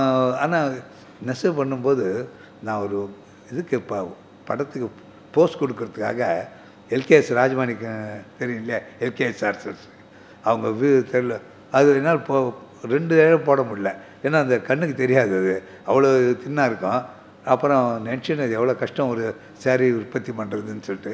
அந்த மாதிரி இவங்க வந்து இவ்வளோ ஸ்ட்ரெயின் இதை சமம் எடுத்துட்டு செய்யணும். அங்கே ஒன்றும் இல்லை, சும்மா அங்கே போய் இது கூட இங்கே போய் கொண்டு இது கொண்டு போய் எல்லாம் ஏர் கண்டிஷனர் இல்லை. சாயந்தரம் கொண்டு 6:30 மணிக்கு வீட்டில் விட்டுறாங்க. அதில் ஒரு 50%க்கு மேலே எஸ்எல்சி பாஸ் பண்ணவங்கலாம் போயிட்டாங்க. பாக்கி பேர் வந்து இருந்தாங்க. நான் சொன்னேன், ஓரளவு ஒரு 30%ஆவது நீங்கள் கண்டிப்பாக அந்த தொழில் செஞ்சுடுவாங்க. ஏன்னா இது பெரிய ஒரு ஆர்ட்டு. இந்த ஆர்ட்டு உலகத்தில் எங்கேயுமே இல்லை, இந்தியாவில் தான் இருக்குது. அதுவும் சவுத் இந்தியாவில் குறிப்பிட்ட மாதிரி காஞ்சிபுரத்தில் தான் இருக்குது அப்படின்னு நான் கேட்டுப்பேன். இது வந்து எல்லாருமே படிச்சுட்டு உத்தியோகத்துக்கு போயிட்டேன், இப்படி இது யார் இந்த தொழில், அப்புறம் நாளைக்கு இப்படின்னு காஞ்சிபுரத்தில் சேலை தயார் பண்ணியிருந்தாங்கன்னு சொல்கிற மாதிரி ஆகிடும் அப்படின்னு சொல்லிட்டுருக்கா. நான் சொல்லுவேன், சில பேர் இதுலேயே இருங்க. அதாவது எல்லாம் பணமே முக்கியம்னு நினைக்காதீங்க. இந்த தொழிலை காப்பாற்றுறதுக்காக சில பேர் இருக்கணும்னு சொல்லி நீங்கள் இருக்கணும்னு சொல்லி கேட்டுனேன். சாரி, நீங்கள் எங்கள் ஊர் சேர்ந்துறதுனால நான் இவ்வளோ வருமா சொன்னேன். வேறு ஏதாவது சந்தேகம் தான் கேளுங்க. ஹாய் சார், வணக்கம் சார். ஆக்சுவலாக உங்கள் நல்லி குரூப்ஸ் தான் இந்த சில்க் சாரீ பிஸ்னஸில் ஃபர்ஸ்ட் எஸ்டாப்ளிஷ் பண்ணாங்க சென்னையில். நீங்கள் இன்னி வரையும் ஸ்ட்ராங்காக இந்த ஃபீல்டில் நிற்கிறீங்க. நீங்கள் வளர்ந்து வரும்போது உங்கள் காம்படிட்டர்ஸும் உங்கள் கூட வளர்ந்து வந்திருப்பாங்க. அவங்க நீங்கள் எப்படி எதிர்கொண்டீங்க? அடுத்த ஜென்ரேஷனுக்கு அவங்க ஏதாச்சும் ஃபீல்டுக்குள்ளே என்ட்ரு ஆனால் உங்கள் காம்படிட்டர்ஸை எப்படி எதிர்கொள்ளணும்னு கொஞ்சம் சொன்னீங்கன்னா கொஞ்சம் யூஸ்ஃபுல்லாக இருக்கும் சார். ஒரு இன்சிடெண்ட்டோடு சொல்கிறேன். நான் முதல்ல காம்படிட்டர்ஸ் நினைக்கிறது இல்லை. நான் இங்கே ரோட்டரி கிளப்பில் மெம்பராக இருக்கேன், ரோட்டரி கிளப் ஆஃப் மெட்ராஸில். அப்போது திருநெல்வேலியில் ஆர்எம்கேவி உங்களுக்கு தெரிஞ்சுருங்க, ஆர்எம்கேவி சில்க்ஸ்னு ஆர்எம்கே விஸ்வநாத் மலையார்னு விஸ்வநாத் பிள்ளை அவங்க கடை வந்து டீனரில் ஆரம்பித்தாங்க. 2000 இருக்கும் அந்த போது. அப்போ அவர் என்ன பண்ண, அவருடைய சன்னு விஸ்வநாத்னு அவர் ரோட்டரி கவர்னராக இருந்தார். அதுக்கப்புறம் இங்கே வந்தோன்னே அவர் எங்கள் ரோட்டரி கிளப் மெட்ராஸ்க்கு மாற்றிட்டார் மெம்பர்ஷிப்பை. நாங்கள் ஒன்றா உட்காந்து பேசிட்டு இருப்போம். அந்த அங்கே ரவுண்ட் டேபிள்ஸ் மாதிரி இருக்கும். அதனால் அப்போ நான் ஒரு நாள் நானும் அவர் பேரும் விஸ்வநாத், அவங்க தாத்தா பேர் வச்சுருந்தாங்க. பேசிட்டு இருக்கும்போது ஒருத்தர் வந்தார். வந்து என்ன, நீங்களும் அவரும் காம்படிட்டர்ஸு, எப்படி நீங்கள் 2 பேரும் சகஜமாக ஒரு இடத்துல உட்காந்து பேசிகிட்டு இருக்கீங்கன்னு. நான் சொன்னேன், நான் அவரை காம்படிட்டர்னு நினைக்கல. என் நண்பர் ஒருத்தர் 400 மைல் தள்ளி இருந்தார், இப்போ கிட்டக்க வந்துட்டுருக்கார். அப்படி தான் வித்தியாசமே தவிர வேறு என்ன காம்படிஷன் நான் நினைக்கல. நிறைய நான் அதில் வந்து எப்போவுமே காம்படிஷன் நினச்சிக்கிறது தப்புங்க. அது மாதிரி ஒரு விஷயமே இல்லை. அவங்கவுங்க செய்கிறாங்க, அவங்க முயற்சிக்கு தகுந்தபடி தானாக நடக்கிறது. இது ஒன்றும் இல்லை. சென்னை சில்க்ஸு அது உங்களுக்கு தெரியும், ஃபயர் ஆக்சிடென்ட் ஆச்சு. அதுக்கப்புறம் சில நாள் முடியுது. அதுக்கப்புறம் மறுபடியும் கட்ட ஆரம்பித்தாங்க. கட்ட ஆரம்பித்த போது அதை வந்து ஒரு நியூ டெக்னாலஜி, இது 4 சுவர் இருக்குன்னு வச்சுக்க, ஒரே பீஸாக இருக்கும். இது இந்த பக்கம்னா இது 2 பீஸாக இருக்கும். அது கொண்டு அப்படியே வச்சுட்டாங்கன்னா முடிஞ்சு போச்சு. இந்த நீங்கள் செங்கல் வச்சு சிமெண்ட்டு பூசி எல்லாம் பண்ண வேண்டியதில்லை. மேலே போடுறது அப்படி தான், ஃப்ளோரிங் அதே மாதிரி. அதுக்கு வந்து ஒரு பெரிய ரொம்ப பெரிய லாரி ஒன்று, க்ரேனு கூட, இதெல்லாம் தூக்கி வைக்கணும் இல்லையா. உஸ்மான் ரோட்டில் அந்த பிரிட்ஜ் இருக்கிற இடத்துல அந்த லாரி வரவே முடியாது. இது பகலில் வந்து நிறுத்தி வச்சா அந்த ரோடே அடைச்சிக்கும். எங்கள் பின்னாடி பிஎஸ் ரோடுன்னு இருக்குது. அந்த ரோடு கட்சியில் தான் சென்னை சில்க்ஸ் இருக்குது. அப்போ வந்து விகே விஸ்வநாதன் சொல்லிட்டு கமிஷனர் ஆஃப் போலீஸ் இருந்தார் இங்கே. அவர் இதுக்கு வரத்துக்கு முன்னாடி ஈரோட்டில் இருந்தார். அவருக்கு இவருக்கு தெரியும் அவரை. அவர்கிட்ட இருக்கு சார், என்ன பண்ணுறதுன்னு புரியல அப்படின்னு போய் சொல்லியிருக்காரு. சொன்ன உங்களுக்கு நல்லே தெரியுமான்னு கேட்டிருக்கேன். தெரியும் சார்ண்ணே, அவர்கிட்ட சொல்ல அவர் ஹெல்ப் பண்ணுவாருன்னு. அப்புறம் வந்துட்டு அவங்களுடைய இடத்துல வந்து 3 பங்களா தள்ளி எங்களுடைய கார் பார்க்கிங் இருக்குது. இது மாதிரி சொன்னால் அதை யூஸ் பண்ணிங்கண்ணே. சரின்னு சொல்லி அந்த வண்டியை திரும்ப உள்ளே போக முடியல. அதனால் காம்பவுண்ட் வால் இடித்தோம். அப்புறம் இங்கே கொண்டு வந்து நிறுத்திடுவாங்க. நைட்டில் வந்து யாரும் போக்குறதுக்கு. அப்போ அங்கே போய் அந்த இறக்கி அதே கிரெயின் அதில் வந்து நினைக்கிறேன் ஃபிக்ஸ் பண்ணிவிடும். அது மாதிரி கம்ப்ளீட்டாக கட்டணம் கட்டுற வரைக்கும் இங்கே தான் அங்கே வந்து நிறுத்தி வச்சுருந்தாங்க. அப்புறம் வேலையெல்லாம் முடிஞ்ச பிறகு செவரு கட்டி கொடுக்குறேன்னார். வேணாங்க நானே கட்டிக்கிறேன்ட்டேன். இதுக்குன்னா வேறு யாராக இருந்தால் அதை செஞ்சுருப்பாங்கன்னு எனக்கு தெரியல. நான் அதை ஒத்துப்பேன்றது விஸ்வநாதன் கமிஷனருக்கு தெரிஞ்சிருந்தது. இப்போ அதாவது எனக்கு உள்ளது நடக்க போகிறது, அவருக்கு உள்ளது நடக்க போகிறது. அவங்க முயற்சிக்கு தகுந்தபடி உண்டான பலன் கிடைக்கும். அதனால் எப்போவுமே நான் காம்படிட்டர்னு நினச்சதே இல்லை. வேறு ஏதாவது இருந்தால் சொல்லுங்கள். வணக்கம் சார், நான் முருகன் என் பேர். நான் வந்து உங்களை ஒரு 2-3 முறை பார்த்துருக்கேன். நிறைய விருதுகள்லாம் வாங்கியிருக்கேன்றது அந்த ஆஸ்பயரில் தான் நான் இங்கே வந்திருக்கேன். நான் வந்து உங்களுக்கு தெரியும், வதூத் சார்னு அப்துல் வதூத் சார்னு அவங்க கம்பெனியில் தான் ஒர்க் பண்ணுறேன். ஆமாம் சார். அதனால் உங்கள் இது எங்களுக்கு நான் வேலைக்கு போக சொல்ல இங்கே வருவேன். இந்த இது வந்து எனக்கு வாட்ஸ்அப் குரூப்பில் வந்ததுனால சரி இன்றைக்கி வந்து பார்க்கணுன்றதுக்காக வந்திருக்கேன் சார். எனக்கு ஒன்றும் இல்லை சார், நான் பழசை தான் நினைக்கணும்னு நினைப்பேன். அதனால் உங்களுடைய கிராண்ட்ஃபாதர் பற்றி தான் எனக்கு நிறைய தெரியணும்னு நினைக்கிறேன். அவர் எப்போ காலமானார், எப்போ தவறினார்ன்றது தான் எனக்கு தெரியணும். அவருடைய இதுதான் டீட்டெயில் தான் எனக்கு கொஞ்சம் வேணும். அவர் மறையும் போது 76 வயசு. 1960 டிசம்பர் 12 அவர் மறைஞ்சது. அப்படி பார்த்திங்கன்னா 1884 இருக்கும் பிறந்த இது. அந்த காலத்தில் ஜாதகம்லாம் எழுதுகிற வழக்கம் கிடையாது. அதனால் பட் ஆனால் அவர் வயசை வச்சு 1884ன்னு சொல்லலாம். அப்போல்லாம் பெரிய படிப்பு கிடையாது, எல்லாம் 3வது 4வது படிச்சிருக்கலாம். ஸோ 10-11 வயசில் அவர் நெசவுக்கு வந்திருப்பார். 1995 நெசவுக்கு வந்திருக்கலாம்னு நினைக்கிறேன். 1950 வரைக்கும் காஞ்சிபுரத்தில் இருந்தார். அதுக்கப்புறம் தான் சென்னைக்கு வந்தார் அவர். ஏன்னா 9 குழந்தைங்க. இப்போ இவங்க எங்கள் அப்பா, ஒரு சித்தப்பா, இன்னொரு சித்தப்பா, அவங்களாம் ஃபஸ்ட் டைப் டாக்டர்ஸ், சயின்டிஃபிக் ஆர்சன்ஸ் இருந்தாங்க. அதுக்காக அவங்களுக்கு ஏதாவது தொழில் ரீதியாக செய்யணும்னு சொல்லிட்டு வந்து 50 வந்து ஒரு 10 வருஷம் தான் இங்கே இருந்தார்.